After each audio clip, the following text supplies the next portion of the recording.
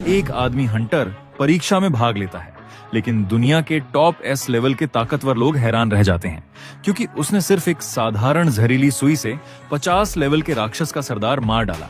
ये देखकर Hunter association का प्रेसिडेंट भी शांत नहीं बैठ सका और उसे हजारों करोड़ की सैलरी पर अपने साथ जोड़ने का ऑफर दिया। लेकिन उसे नहीं पता कि ये आदमी पिछले जन्म में दुनिया का सबसे ताकतवर हंटर था, जो एक अभियान के दौरान अपने साथियों के धोखे से मारा गया था। वो अपनी मौत तक नहीं समझ पाया कि उसके साथियों ने ऐसा क्यों किया, और उसके साथियों ने उसे धोखा दिया सिर्फ उसकी दुनिया के सबसे ताकतवर होने की उपाधि से जलन के कारण।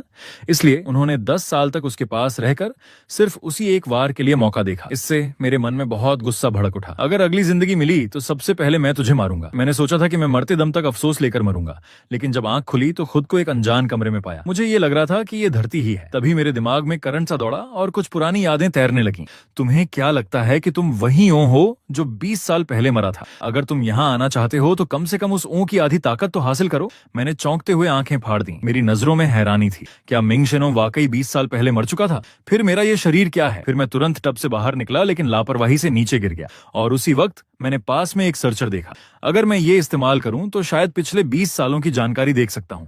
तो मैंने सर्च बॉक्स में ब्लू आई टीम टाइप किया। मुझे पता चला कि मेरी मौत के बाद ब्लू आई की ताकत गायब हो चुकी थी। मैंने वहां उस आदमी को भी देखा जिसने मुझे धोखा दिया था। अगर वो नहीं होता तो मैं और मेरी टीम के सदस्य नहीं मरते। हम शुरू में दुश्मन नहीं थे, बल्कि बहुत अच्छे दोस्त थे। वो काफी सालों तक मेरे पीछे पीछे घूमा। फिर एक दिन उसने मुझसे कहा कि वो ब्लू लीच नाम का एक गिल्ड बनाना चाहता है जो ब्लू आई का परछाई बने। हालांकि मैं ठीक से समझ नहीं पाया, लेकिन उस समय मैंने उसका समर्थन किया। लेकिन अब वो अभी भी 9वें लेवल पर है। क्या वो पिछले 20 सालों से कुछ नहीं कर रहा? तभी मैंने एक और न्यूज देखी जिसमें बताया गया कि लोग शेनमिंग लांग की मेमोरियल हॉल में उन्हें श्रद्धांजलि देने के लिए इकट्ठा हुए। मेरे नाम पर एक मेमोरियल हॉल बना है, तो मैं वहां आ गया। मुझे यकीन नहीं हुआ। ये जगह मेरी कल्पना से भी ज्यादा शानदार थी। अंदर घुसा तो देखा कि यहाँ मेरी पुरानी तस्वीरें और वीडियो थे। मुझे नहीं पता किसने इतना बड़ा खर्च करके ये बनवाया और न ही इसके पीछे क्या मकसद था। तभी एक परछाई मेरे सामने तैरने लगी और बोली, ये मेमोरियल हॉल सिर्फ ओं के किए गए कामों की याद में बनाया गया है। हालांकि ब्लू आई तो खत्म हो चुकी है, लेकिन हम ब्लू लीच उसकी पाक भावना को आगे बढ़ाते रहेंगे। ये सुनकर मैं गुस्से से कांपने लगा। इस सब की जड़ तू ही है। और फिर उसने जो कुछ कहा सब झूठ था, बकवास था। लगता है उसने हम सबको मारना भी कम समझा। तो ठीक है, जैसा वो चाहता है मैं जीवित रहूंगा। तभी एक छोटा बच्चा टकराकर मुझसे गिर गया। मैंने उसे उठाया। बच्चे, तुम ठीक हो? लेकिन अगले ही पल मैं सन्न रह गया, क्योंकि उस बच्चे के चेहरे पर वही मुखौटा था जो मैंने पहना था। फिर उसके माता पिता भी दौड़े आए और उनके भी चेहरे पर वही मुखौटा था। मैं पूरी तरह समझ नहीं पाया। चारों तरफ देखा, सबने वही मुखौटा पहना था, जैसे उस मुखौटे में कोई चुंबकीय खिंचाव हो। मुझे याद आया पहले यू ने क्या कहा था। उसने कहा था कि चिंता मत कर, मेरे मरने के बाद भी सब मुझे याद रखेंगे।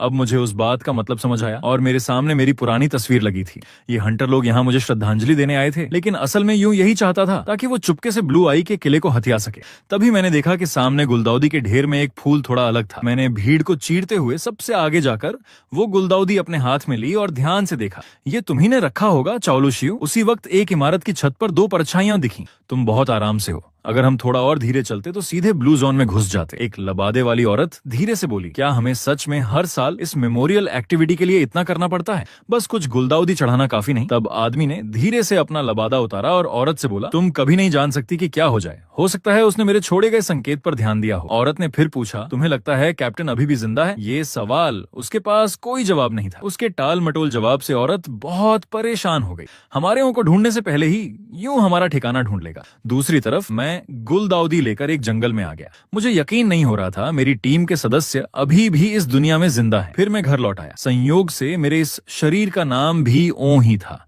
बस इस घर की साधारण हालत देखकर पता चलता था कि ये बहुत गरीब है।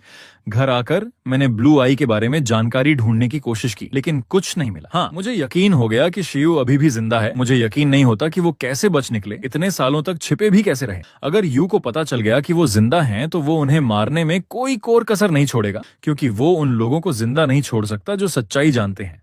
मुझे नहीं पता उस लड़ाई में कितने जिंदा बचे, शायद 10 से भी कम। मुझे सिर्फ याद है कि मरने से पहले मैंने उन चारों को उड़ा दिया था। अगर यू मेरे आसपास होगा तो मैं उनसे संपर्क करूंगा। ये बहुत बड़ा खतरा होगा। सबसे बड़ी बात यह है कि मेरे पास अभी कोई ताकत नहीं है। अगर मैं जबरदस्ती कुछ करूंगा तो बेवजह मुसीबत खड़ी होगी। इसलिए अब मेरे लिए सबसे जरूरी है कि मैं अपनी पुरानी ताकत वापस पाऊं।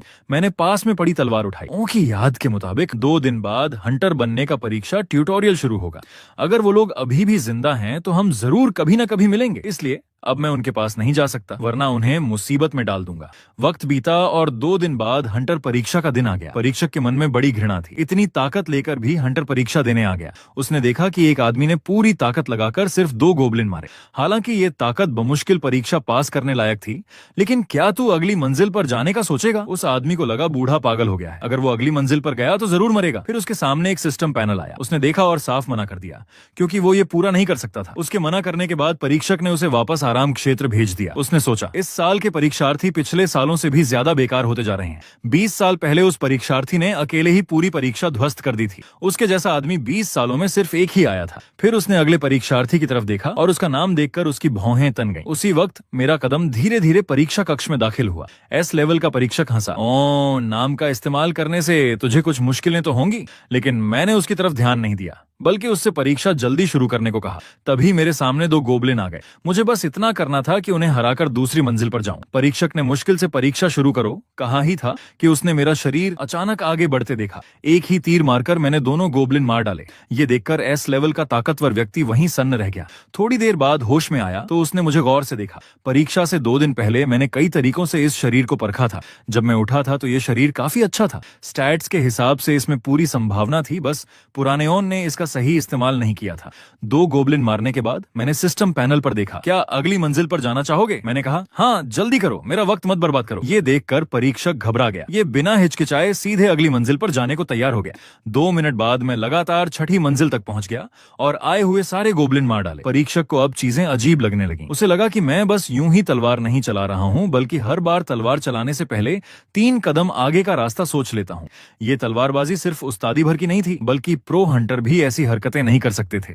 अगर किसी से तुलना करनी हो तो सिर्फ 20 साल पहले वाले मिंगशेनों से। परीक्षक को लगा कि लड़ाई की एक क्षमता नामुमकिन है जब तक कि ये मिंगशेनों का पुनर्जन्म न हो। जल्द ही मैंने तलवार से आखिरी राक्षस मारा और सिस्टम ने मुझे बताया कि मैं 50वीं मंजिल पर पहुंच गया हूं और आखिरी बॉस से लड़ना है। बिना सोचे मैंने चुनौती स्वीकार कर ली। मेरे लिए आखिरी मंजिल तक जाना ही मेरा स्टाइल था। जल्द ही मुझे एक बहुत बड़ा दबाव महसूस हुआ।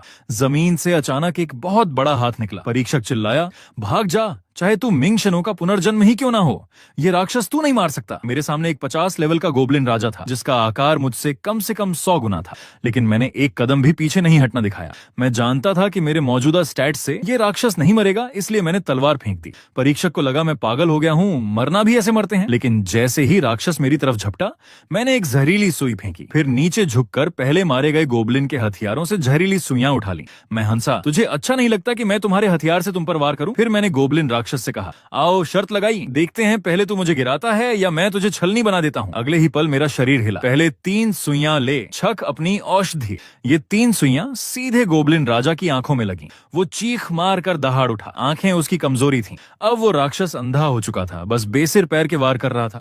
मेरे हाथ लगातार चल रहे थे। मैं उसके शरीर के करीब पहुंचता जा रहा था। तब मुझे याद आया जब मैंने सुई फेंकना सीखा था और मुझे सिखाने वाला मेरी टीम का सदस्य था।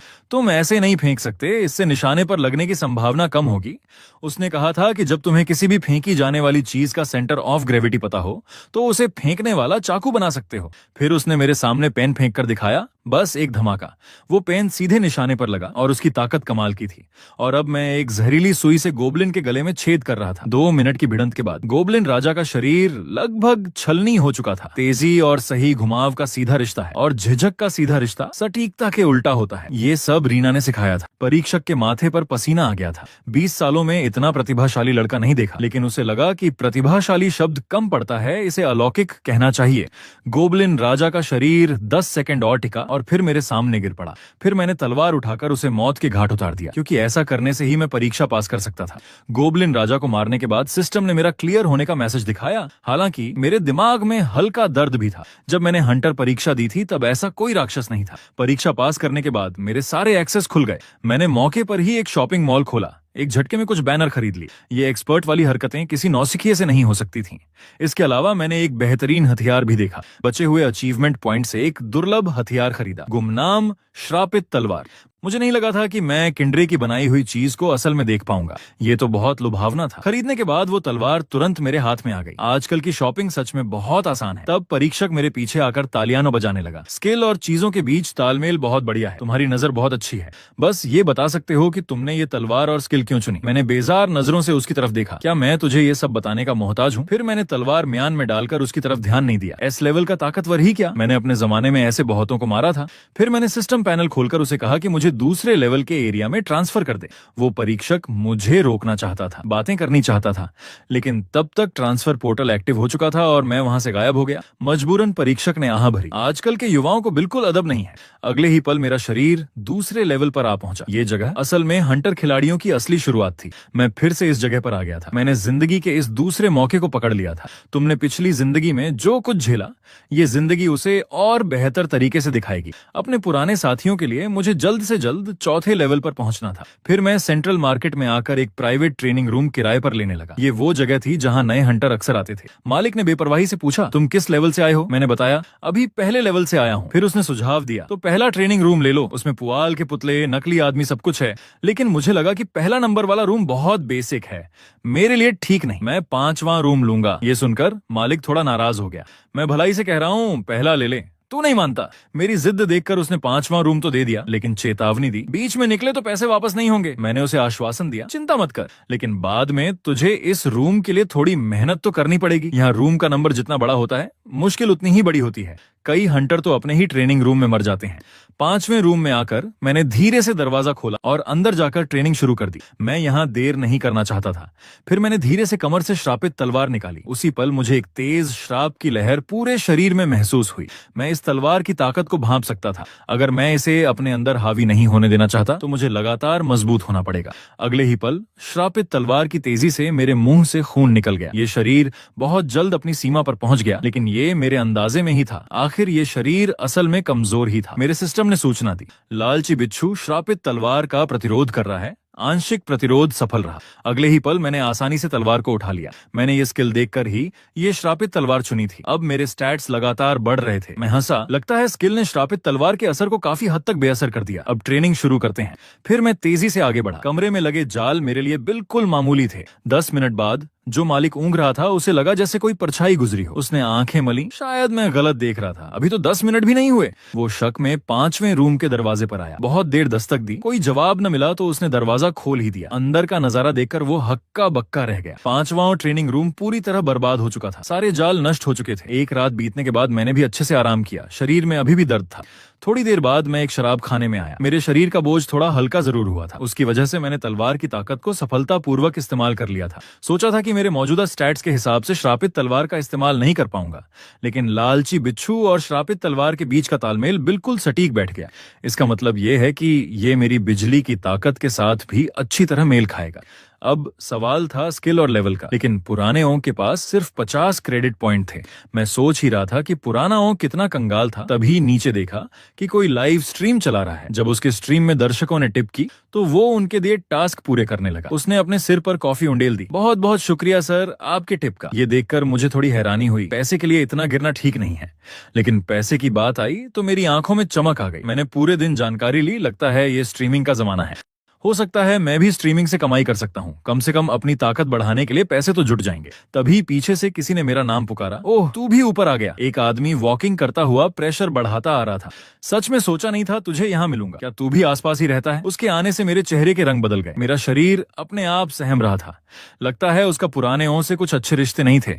उस आदमी को मेरा उसे अनदेखा करना बुरा लगा। तेरा दोस्त तेरे सामने बात कर रहा है, क्या तू ऐसे ही नजरअंदाज करता रहेगा? मैं जानता था ये कैसा एहसास है। ये नफरत नहीं थी बल्कि डर था। फिर मैंने सिर उठाया। मैं अभी ऊपर ही आया हूँ, क्या काम है? बात करते वक्त मेरे हाथ हल्के से कांप रहे थे। वो आदमी अपनी मर्जी से मेरे बगल में बैठ गया। तूने मुझे हैरान कर दिया। तुझ जैसा कचरा भी हंटर परीक्षा पास कर गया। मुझे लगा था तुझे गोबलिन ही फाड़ डालेंगे। ये बात सुनकर मुझे गुस्सा आ गया और मुझे याद आया वो कौन था। उसका नाम था इसाक, जो पुराने ओं को लगातार परेशान करता था। और परेशान करने की वजह यह थी कि ओं का नाम 20 साल पहले वाले मिंगशन ओं से मिलता था। पुराना ओं चाहे कितनी भी मिन्नत कर ले, वो नहीं रुकता था। और इसी वजह से ओं उससे बहुत डरता था। मैंने मन ही मन उसे बेवकूफ कहा, खुद को ऐसे पीटवाता रहा और उसने हाथ भी नहीं उठाया। लेकिन अभी मेरे पास उससे फुर्सत नहीं थी। मैंने कॉफी पी और वहां से निकलने लगा। इसाक हंसा, सोचा था मुझे एक कॉफी पिलाएगा। मैंने मुड़कर देखा भी नहीं। अगर कॉफी पीनी है तो खुद खरीद, तेरे हाथ टूटे तो नहीं है। ये बात इसाक को आग बबूला कर गई। तेरे में इतनी हिम्मत कैसे आई? क्या किसी ने तुझ में प्रवेश कर लिया है? उसने मुझे बैठने को कहा। मैंने उसकी धमकी पर ध्यान नहीं दिया और चल दिया। मैं अभी ओन से बदला नहीं लेना चाहता था क्योंकि मेरे पास ज्यादा जरूरी काम थे। तभी इसाक ने मेरा हाथ पकड़ लिया। क्या तू इतनी जल्दी ये देखना चाहता है कि भागने वाले कचरे के साथ क्या होता है? मेरी नजरें भी खूंखार हो गईं। मैं तुझसे कह रहा हूँ, हाथ छोड़ दे। मैं तेरी भलाई के लिए कह रहा हूँ, वरना एक हाथ या पैर टूट जाए तो मैं जिम्मेदार नहीं। ये सुनकर कॉफी शॉप के सारे ग्राहक आसपास आ गए। इसाक के चेहरे पर बहुत गुस्सा था। बहुत मत ओढ़, पंख कट जाएंगे। लेकिन वो ये भी जानता था कि इतने सारे लोगों के सामने हंगामा नहीं कर सकता, वरना नुकसान उसी का होगा। तो वो हंस दिया। लगता है तेरा मिजाज बहुत चढ़ गया है, मजाक भी नहीं कर सकते। अगर तुझे इतनी जल्दी है तो जा। लेकिन उसने एक खूंखार नजर दिखाई। मुझे मौका मत दे, वरना तेरा काम तमाम कर दूंगा। ये कहकर वो जैसे था वैसे ही वहां से चला गया।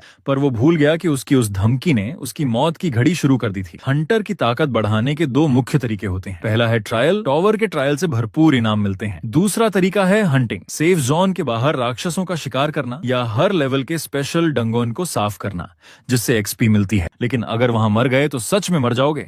मैंने हंटिंग का रास्ता चुना। आज मैंने एक गोब्लिन बॉस को मारा तो 30 गोल्ड मिले। ये भी कोई छोटी कमाई नहीं थी। पिछली जिंदगी में भी मैं हंटिंग से ही बड़ा था। तभी मैंने कम्युनिकेटर खोलकर एक स्ट्रीम देखी। बोरियत में उसे खोला तो देखा कि उसमें 80,000 दर्शक हैं। मैं चौंक गया।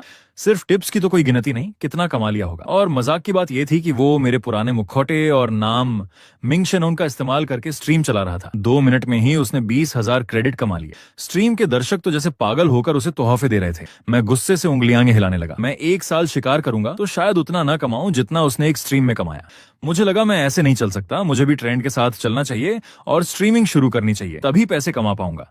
और वो सब मेरी नकल कर रहे हैं। अगर मैं खुद अपनी नकल करूं तो कैसा प्रोग्राम बनेगा? ये सोचकर मैं उठ खड़ा हुआ। ठीक है, आज रात मैं स्ट्रीमिंग का एक्सेस खोलूंगा। हर गोब्लिन बहुत खूंखार दिखता है, लेकिन मुझे कोई डर नहीं है। श्रापित तलवार के असर को बेअसर करने के बाद मेरे अंदर की ताकत सामान्य रूप से काम करने लगी।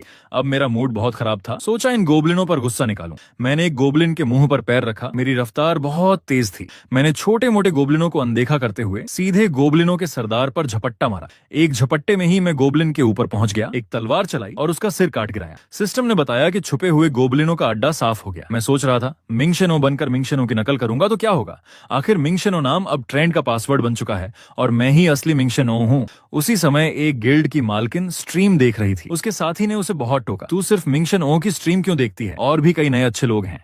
अगर इस गिल्ड को कोई बहुत अच्छा आदमी नहीं मिला जो ट्रेंड को संभाल सके तो तू दिवालिया हो जाएगी। मालकिन ने उसे चुप रहने को कहा। वो मिंग शेनो की स्ट्रीम इसलिए देख रही थी क्योंकि उसे उम्मीद थी कि हजारों स्ट्रीम्स के बीच कहीं असली मिंग शेनो मिल जाए। अचानक उसकी नजरें चमक उठी। उसे एक और नया मिंग शेनो मिला। जब उसने वो स्ट्रीम खोली तो देखा कि उसमें सिर्फ वो एक दर्शक थी। उसका साथी बिल्कुल परेशान हो गया। तू सिर्फ उन नए लोगों की स्ट्रीम क्यों देखती है जिनके कोई दर्शक नहीं है? मालकिन ने कहा। जब भी मैं कोई नया आदमी वो मुखौटा पहने स्ट्रीम करता देखती हूँ तो मुझसे रहा नहीं जाता। दिल में उम्मीद जाग उठती है। दूसरी तरफ मैंने स्ट्रीम शुरू की और दूसरे लेवल के अंदर दाखिल हुआ। टास्क था डंगोनन के राक्षसों को साफ करना और निकास ढूंढना। मैं बीच बीच में स्ट्रीम देखता कि दर्शकों की संख्या बढ़ रही है या नहीं। लेकिन 10 मिनट में सिर्फ 2 लोग आए। स्ट्रीम के फैंस ने समझ लिया कि मैं पहली बार टॉवर में घुसा हूं। मैंने हाँ कहा तो उन्हें लगा कि इस स्ट्रीम में कुछ दिक्कत हो सकती है, क्योंकि पहली बार तो रास्ता भी नहीं पता होता। चलते चलते मेरे सामने एक चमगादड़ राक्षस आ गया जो स्ट्रीम के कमेंट्स देखने में मेरा ध्यान भटका रहा था। पर मैंने सिर नहीं उठाया, सीधे उसका सिर पकड़ लिया, फिर अपने हाथ से जोर लगाकर उसे जमीन पर पटक दिया। मैं पहली बार स्ट्रीम कर रहा हूँ, तू भी आ गया मुझे परेशान करने। मरने की जगह है। इस चमगादड़ को मारने के बाद मुझे एक क्रेडिट पॉइंट मिला। तब मैंने स्ट्रीम के कमेंट्स का जवाब दिया। हालांकि मैं पहली बार अंदर आया हूँ, लेकिन कोई दिक्कत नहीं होगी। जल्द ही मैं दूसरे लेवल के ट्रायल के दरवाजे पर पहुंच गया। तब तक मेरे स्ट्रीम के दर्शक 3 हो गए थे। एक कमेंट ने कहा, तेरा करना बहुत पागलपन है। बहुत कम लोग दूसरे लेवल से ही स्ट्रीम शुरू करते हैं। मैंने कहा, मुझे अभी पैसे की कमी है, क्रेडिट पॉइंट की कमी है। उम्मीद है आप लोग मेरा सपोर्ट करेंगे। उन्होंने कहा कि मैं बहुत लालची न बनूं, किसी के साथ टीम बनाकर जाऊं, यही सबसे सुरक्षित तरीका है। मैंने उनका सुझाव तो माना, लेकिन कहा मेरे लिए ये काम नहीं करेगा, क्योंकि साथ ही सिर्फ मेरी स्पीड धीमी करेंगे। मेरा अंदाज देखकर वो खुश हुए कि पैसे से प्यार करने वाला आदमी पैसे के ढेर में ही मरता है। लेकिन कुछ ने मेरा साथ दिया। मिंग शेनो नाम का इस्तेमाल करके तू जल्दी जल्दी ही स्ट्रीम में आग लगा देगा। एक सरसराहट के साथ मेरा शरीर वहां से गायब हो गया। दौड़ते समय मैंने जल्दी से अपनी तलवार निकाली। एक वार करते ही सामने वाले छोटे राक्षस का सिर कटकर गिर गया। ये देखकर स्ट्रीम के दर्शक हैरान हो गए। उन्होंने तलवार चलाने की रफ्तार भी नहीं देखी। जल्द ही मेरे सामने बहुत सारे चमगादड़ आ गए, लेकिन ये चमगादड़ मेरे पास तक नहीं फटक सकते थे। एक वार में 10-20 चमगादड़ कट जाते थे। इस बीच मेरे दर्शक 10 पार कर गए। कुछ राक्षसों को मारने के बाद मुझे कई अचीवमेंट पॉइंट भी मिले और मैंने उन्हें टिप्स भी दिए। अगर तुम ध्यान से आवाज सुनो तो पहचान सकते हो कि वो कहां से हमला करेंगे। सिर्फ 2 मिनट में मैंने वहां के सभी चमगादड़ राक्षसों को मार डाला। स्ट्रीम के दर्शक पूरी तरह हंगामा करने लगे। तूने हमसे झूठ बोला, तू असल में कोई हार्डकोर गेमर है ना? मैं सोच रहा था कि मेरी दी गई शिक्षा सही है या नहीं, क्योंकि बहुत से लोग तो इन बुनियादी बातों को भी नहीं समझते। किसी ने कहा, शायद ये सिर्फ एक हाई लेवल प्लेयर की समझ है। फिर मैं अंदर और घुस गया। जाने से पहले जितना हो सके अचीवमेंट पॉइंट जमा करना चाहता था। फिर किसी ने देखा, ये तो हमेशा सीधे लाइन में चल रहा है। मैंने कहा, मैं पहली बार यहाँ आया हूँ, पहली बार स्ट्रीम कर रहा हूँ, थोड़ा अपरिचित हूँ। चलते चलते मैंने देखा कि आगे बहुत सारे राक्षस हैं। सिर उठाकर देखा तो दीवारों पर बेशुमार चमगादड़ चिपके थे। उसी वक्त वो सब चमगादड़ अपनी आंखें खोल बैठे। स्ट्रीम में फिर से कमेंट्स आए, लगता है यहाँ इसकी मौत होगी। यहाँ तक कि एक अमीर आदमी ने मेरे लिए टास्क भेजा, सभी चमगादड़ों को हराने पर 100 पॉइंट मिलेंगे। ये टास्क देखकर मेरी आंखों में पैसे की चमक दौड़ गई। कल पूरे दिन काम करके मुश्किल से 10 पॉइंट कमाए थे और अब सिर्फ एक टिप से 100 पॉइंट। किसी ने मुझे चेताया, इस जाल में मत फंसो, ये सिर्फ लालच है। इन 100 पॉइंट्स के चक्कर में अपनी जान मत गंवा देना। लेकिन मेरी अगली बात ने स्ट्रीम के सभी लोगों को पागल कर दिया। शुक्रिया इस एक्स्ट्रा 100 पॉइंट के लिए। इसी बीच गिल्ड के अंदर एक बड़ा हाथ मेज पर दे मारा। मालकिन के साथी का दिमाग लगभग खराब हो चुका था। उसने देखा एक नए स्ट्रीमर को जो 6ठे लेवल तक ठीक जा रहा था, पर यहाँ उसने दम तोड़ दिया। मतलब उस पर टिप किए गए सारे पैसे बेकार गए। तब उसे एहसास हुआ कि मालकिन पास ही थी, तो वो तुरंत माफी मांगने लगी। माफ करना, मैं चिल्ला रही थी, तुम्हें शोर हुआ होगा। लेकिन उस वक्त मालकिन को उससे फुर्सत नहीं थी, क्योंकि वो स्ट्रीम के उस दृश्य को देखकर हैरान थी। असल में वो मालकिन मिंग शेनो की फैन थी और उसकी हर हरकत को जानती थी। जैसे ही उसका साथी पास आया, वो मुंह से बोल पड़ी, लगता है मिंग शेनो वापस आ गया है। और उसने गिल्ड की मालकिन को इतना हैरान कर दिया कि वो दंग रह गई, क्योंकि उसकी लड़ाई की शैली 20 साल पहले के मिंग शेनो से बिल्कुल मिलती थी। गिल्ड की मालकिन की नजरों में गलती होना नामुमकिन था। ये जो सामने है, ये मिंग शेनो ही है। उसका साथी सन्न रह गया। ये आदमी कितने राक्षसों को मार चुका है। उस वक्त मेरे स्ट्रीम के दर्शक 15 पहुंच गए थे। मेरी तलवार के नीचे वो चमगादड़ राक्षस लगभग खत्म हो चुके थे।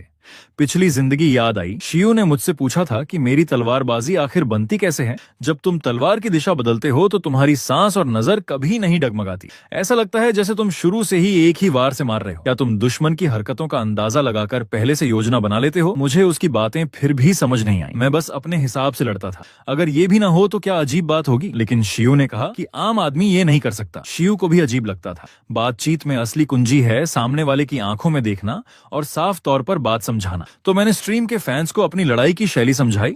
एक आंख वाला चमगादड़ जब हमला करता है तो हमेशा सिर झुकाकर तेजी से आगे बढ़ता है।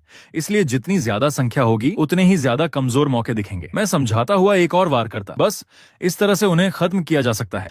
हालांकि मैं ये कर तो रहा था, पर नहीं जानता था कि फैंस मेरी लड़ाई शैली समझ पा रहे हैं या नहीं। और हुआ भी वैसा ही। स्ट्रीम के दर्शक पागल हो गए। इस स्पष्टीकरण से तो कुछ भी साफ नहीं हुआ। मैं चौथी मंजिल पर हूँ, लेकिन मुझे दूसरी मंजिल के एक नए आदमी से ट्यूशन मिल रही है। ये ऐसा है जैसे तुम कह रहे हो, एस लेवल की तलवार आगे बढ़ाओ तो तुम चल सकते हो। उस वक्त मैंने तलवार म्यान में डाली। मुझे लगा इनसे बात करना बहुत मुश्किल है। तभी एक कमेंट ने मुझे याद दिलाया, तू टिप लेना मत भूलना।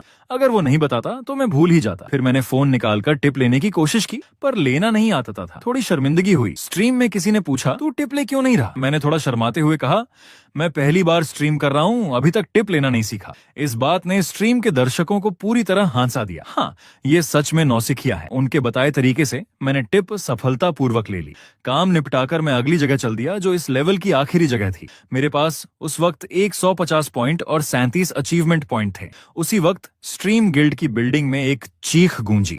मालकिन उस नए स्ट्रीमर के लिए सिर्फ एक शब्द बोली, पागलपन। उसके हिसाब से ये आदमी जरूर मिंग शेनो का पुनर्जन्म था। अब उसे इस गिल्ड में खींचना ही था। उसके साथी को उसकी हरकत बहुत बचकानी लगी। तुझे कौन सा इतना ताकतवर आदमी पसंद करेगा? जब भी मिंग शेनो का जिक्र होता वो पूरी तरह काबू खो देती थी। उस वक्त मालकिन प्यार के जाल में फंस चुकी थी। उसे चक्कर आ रहे थे। क्या ये जवानी नहीं है? उसका साथी अचानक चिल्लाया।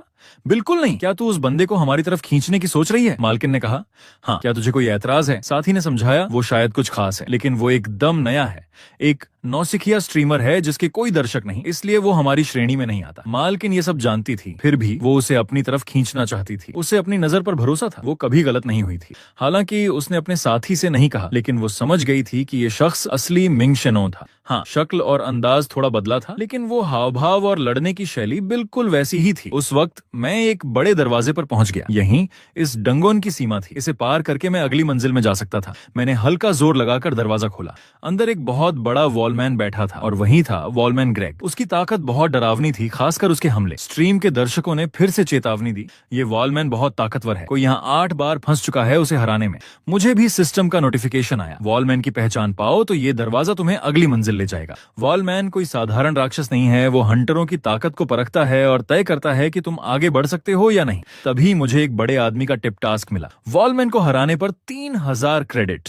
मैं हैरान था, 3000 क्रेडिट। मैं सपने में भी नहीं सोच सकता था ये कौन बड़ा आदमी है। उस वक्त मेरे स्ट्रीम के दर्शक 20 हो गए थे। बहुत से लोगों ने कहा मैं भाग जाऊं, वॉलमैन को चैलेंज न करूं, क्योंकि वो इतना ताकतवर है कि अब तक कोई उसे हरा नहीं पाया था। उस वक्त वॉलमैन ने एक मुस्कान दिखाई, तू आज का चैलेंजर है। लड़ाई शुरू हो गई। मिंग शेनोम बनाम वॉलमैन की लड़ाई आखिरकार शुरू हुई।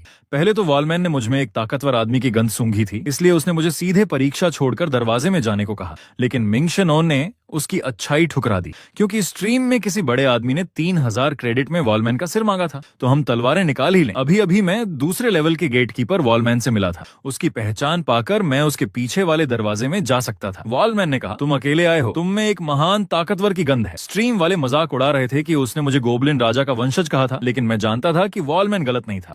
वो खास गंध को पहचान लेता है, ये सिर्फ शरीर की गंध नहीं बल्कि असलियत सूंघ लेता है। वॉलमैन ने कहा, तुम्हें यहाँ से गुजरने का अधिकार मिल गया है, और उसने अपने शरीर को हटाकर दरवाजे का रास्ता खाली कर दिया। स्ट्रीम वाले हैरान थे, ऐसा भी कभी होता है? पहली बार देखा। पिछली जिंदगी में भी मैं ऐसी स्थिति में नहीं पड़ा था, पर मैं जब आया था तो मेरा निशाना तुम हो। वॉलमैन को हैरानी हुई, तुम्हारा निशाना मेरे पीछे का दरवाजा नहीं होना चाहिए। मैंने कहा, दोनों हैं, लेकिन स्ट्रीम में किसी ने 3000 क्रेडिट देकर तुम्हें मारने को कहा है। वॉलमैन ने सिर हिलाया, तुम सच में उस महान ताकतवर की आत्मा को धारण करने वाले हो। उसी वक्त स्ट्रीम बिल्डिंग के अंदर मालकिन और उसका साथी अपने उपर्युक्त विभाग प्रमुख जॉन टायल से मिल रहे थे। तुम जिस नए स्ट्रीमर की बात कर रहे हो, उसके दर्शक अब तक कितने हैं? साथी थोड़ी शर्मिंदगी में बोला, लगभग 20। लेकिन मालकिन बड़े आत्मविश्वास में थी, अब 30 हो गए। उसे 2 अंकों के दर्शकों की संख्या पर जरा भी शर्म नहीं आ रही थी। प्रमुख को लगा ये लोग मजाक कर रहे हैं। 20-30 दर्शक लेकर मेरे पास आने की हिम्मत कैसे हुई? मालकिन, क्या तुम्हें लगता है मैं नहीं जानता कि तुम ऑफिस में जुआ खेलती हो और मैंने तुमसे कहा था कोई अच्छा आदमी ढूंढो, तो तुम मेरे सामने 20 दर्शकों वाला आदमी लेकर आई हो? मालकिन ने पक्के लहजे में कहा, 30 दर्शक। प्रमुख को बड़ी झुंझलाहट हुई, तुम इन बेहुदा बातों में मत उलझो। तब मालकिन ने एक और बात कही, मैंने अभी झांक कर देखा, अब स्ट्रीम में 40 दर्शक हो गए। सच में बहुत ढांसू है। ये सुनकर प्रमुख के होश उड़ गए। तुम मेरी जान लेना चाहती हो? सपने में भी मत सोचना। मैंने भी धीरे से तलवार निकाली। क्या सोचना, अभी पता चल जाएगा। सिस्टम पैनल ने बताया, गुमनाम श्रापित तलवार उपयोगकर्ता के स्टैमिना का उपभोग कर रही है, सभी स्टैट्स के अनुपात में। मेरी स्टैमिना तेजी से घट रही थी, लेकिन मैं घबराया नहीं, बल्कि शांत रहा, क्योंकि मेरा लालची बिच्छू श्रापित तलवार के उल्टे असर को रोक रहा था।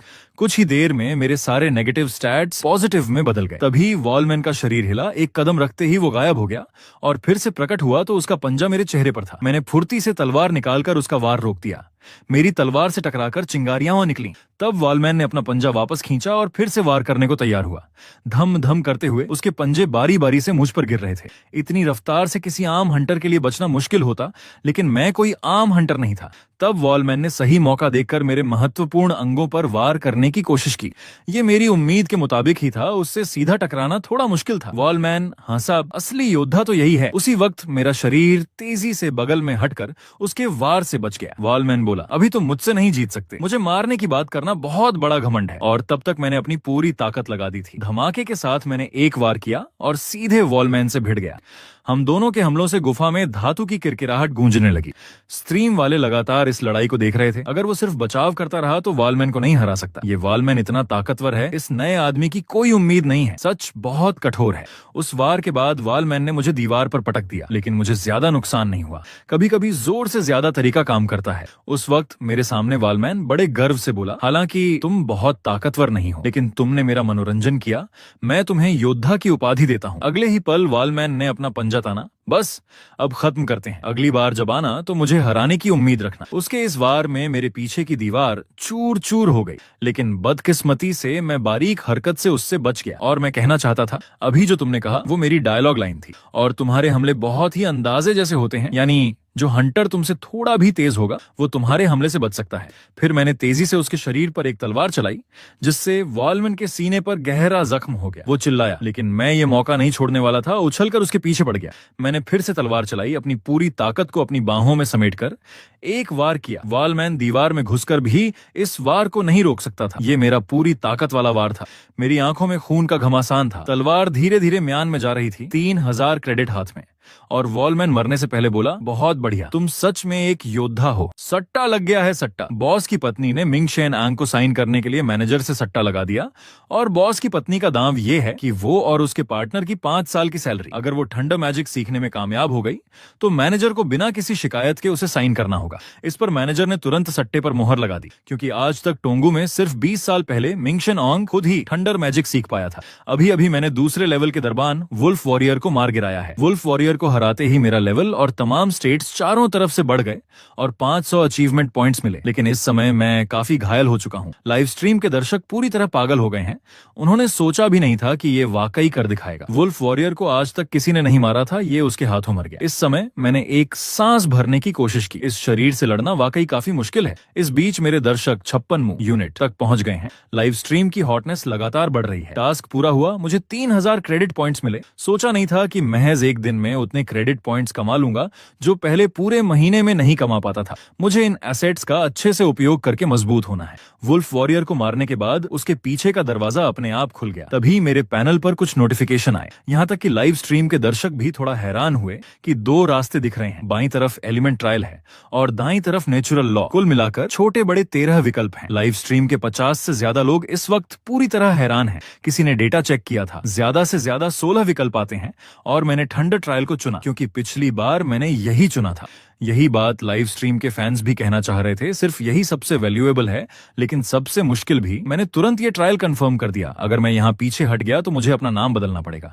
फिर मेरी परछाई दूसरे लेवल से गायब हो गई। ये नजारा गिल्ड बिल्डिंग के कुछ लोगों ने भी देख लिया। सब बेहद खुश थे। उन्हें लगा कि उसने वुल्फ वॉरियर को मारकर थंडर ट्रायल को चुना। बॉस की पत्नी ने तुरंत मैनेजर से कहा, तुमने कभी देखा है कि पहले दिन ही 60 दर्शक हों? और सिर्फ यही नहीं, अक्सर ज्यादा से ज्यादा 2-3 टास्क होते हैं, लेकिन इसके पास 13 टास्क हैं। क्या तुम्हें नहीं लगता ये जीनियस की निशानी है? मैनेजर को भी लगा ये काफी इंप्रेसिव था। वुल्फ वॉरियर को हरा देना ही बहुत बड़ी बात थी। वो पहले कभी नहीं हारा था। बात तो सही है, लेकिन मैनेजर को अब भी लगा कि मैं सिर्फ दूसरे लेवल का नौसिखिया हूँ। जल्दबाजी में कदम उठाने से बड़ा रिस्क हो सकता है। बॉस की पत्नी ने तुरंत मैनेजर की चिंता भांप ली, इसलिए उसने उससे सट्टा लगाने का प्रस्ताव रखा। अगर ये थंडर मैजिक सीख सका तो मैं और मेरा पार्टनर बिना सैलरी के 5 साल तक तुम्हारे लिए मुफ्त में काम करेंगे। लेकिन अगर ये थंडर मैजिक सीखने में कामयाब हो गया तो तुम इसे वहीं साइन कर लेना, बिना किसी शिकायत के। अगले ही पल पार्टनर ने बॉस की पत्नी को लात मारकर उड़ा दिया। तुम खुद तो जुआरी हो, मुझे क्यों बर्बाद कर रही हो? मैं इस इंसान को जानता तक नहीं। बॉस हंसा। भले ही ये प्री सिलेक्शन पास कर ले, क्या सच में लगता है इसका कोई चांस है? आज तक थंडर मैजिक सीखने वाला एकमात्र हंटर मिंग शेन एंग बेई था। बॉस की पत्नी ने मुझे साइन करने के लिए उकसाने वाला तरीका इस्तेमाल किया। बस कह दे कि तुम्हें सट्टा लगाने की हिम्मत है या नहीं। इस पर बॉस को सट्टा लगाने में कोई हिचक नहीं थी। आखिर 99% जीतने का चांस था, वो क्यों ना लगाता? सबसे बुरा हाल पार्टनर का हुआ। बॉस की पत्नी ने उसके मुंह पर हाथ रखकर जबरदस्ती उसकी 5 साल की सैलरी दांव पर लगा दी। अब थंडर ट्रायल शुरू होने वाला है। मेरी परछाई एक जंग के मैदान में ट्रांसफर हो गई। जैसे ही मैं आसपास के माहौल को देखने की कोशिश कर रहा था, अचानक किसी की आवाज सुनाई दी। गर्दन घुमाकर देखा तो एक बड़े आदमी ने मेरे शरीर को कसकर पकड़ लिया। जोरदार धमाका हुआ। उसने मुझे धक्का देकर गिराते ही पीछे से धमाके की तेज आवाज आई। मैंने सिर उठाकर देखा तो एक सफेद शरीर वाला गंजा दानव, क्या बड़ा जीव था। पास के उस आदमी ने मुझे झिड़कते हुए कहा, तू क्या देख रहा है? मरना चाहता है क्या? जल्द ही मुझे सिस्टम से टास्क मिला, कृपया दानव के टुकड़े को हराइए। मुझे भी समझ नहीं आया कि ये चीज यहाँ क्यों है। इसी समय मेरे ऊपर दानव ने अपने हाथ में लो गदा मेरी तरफ बढ़ा दी। मैं अब भी झटके में था और होश में नहीं आ पाया था। यहाँ तक कि लाइव स्ट्रीम के दर्शक भी काफी हैरान थे। आखिर हुआ क्या है? क्या ये ठंडर ट्रायल नहीं होना चाहिए था? ये दानव बिशप किरदार तो दानव अध्याय का होना चाहिए था। मुझे सच में हैरानी है कि ये यहाँ क्यों आ गया। वो बिशप लेवल का मॉन्स्टर ट्रायल के बाद के भाग में आना चाहिए था। ये तो महज दूसरा लेवल है। ये दिग्गज मुझे देखकर भी नहीं हटा, चाहे मैं सोच में पड़ा हूं या नहीं। सीधा अपना हथियार मुझ पर दे मारा, लेकिन हथियार गिरते ही मैं वहां से हट गया। मैंने उसके अटैक को देखते हुए महसूस किया कि वो उतना ताकतवर नहीं लग रहा जितना मैंने सोचा था। अगर ये वही ताकत है जो उसने दिखाई तो मुझे पूरा भरोसा है कि मैं ये पार कर लूंगा। पीछे वाला आदमी मुझे जोर देकर भागने को कह रहा था। मैंने तुम्हें बचाया था, इसलिए नहीं कि तुम मरने जाओ। मैंने धीरे से अपनी कमर से तलवार निकाली। मुझे दूसरों के बाधा डालने से पहले जल्दी से खत्म करना है। इसी समय नामलेस कर्सड स्वॉर्ड मेरी स्टैमिना खत्म कर रही थी।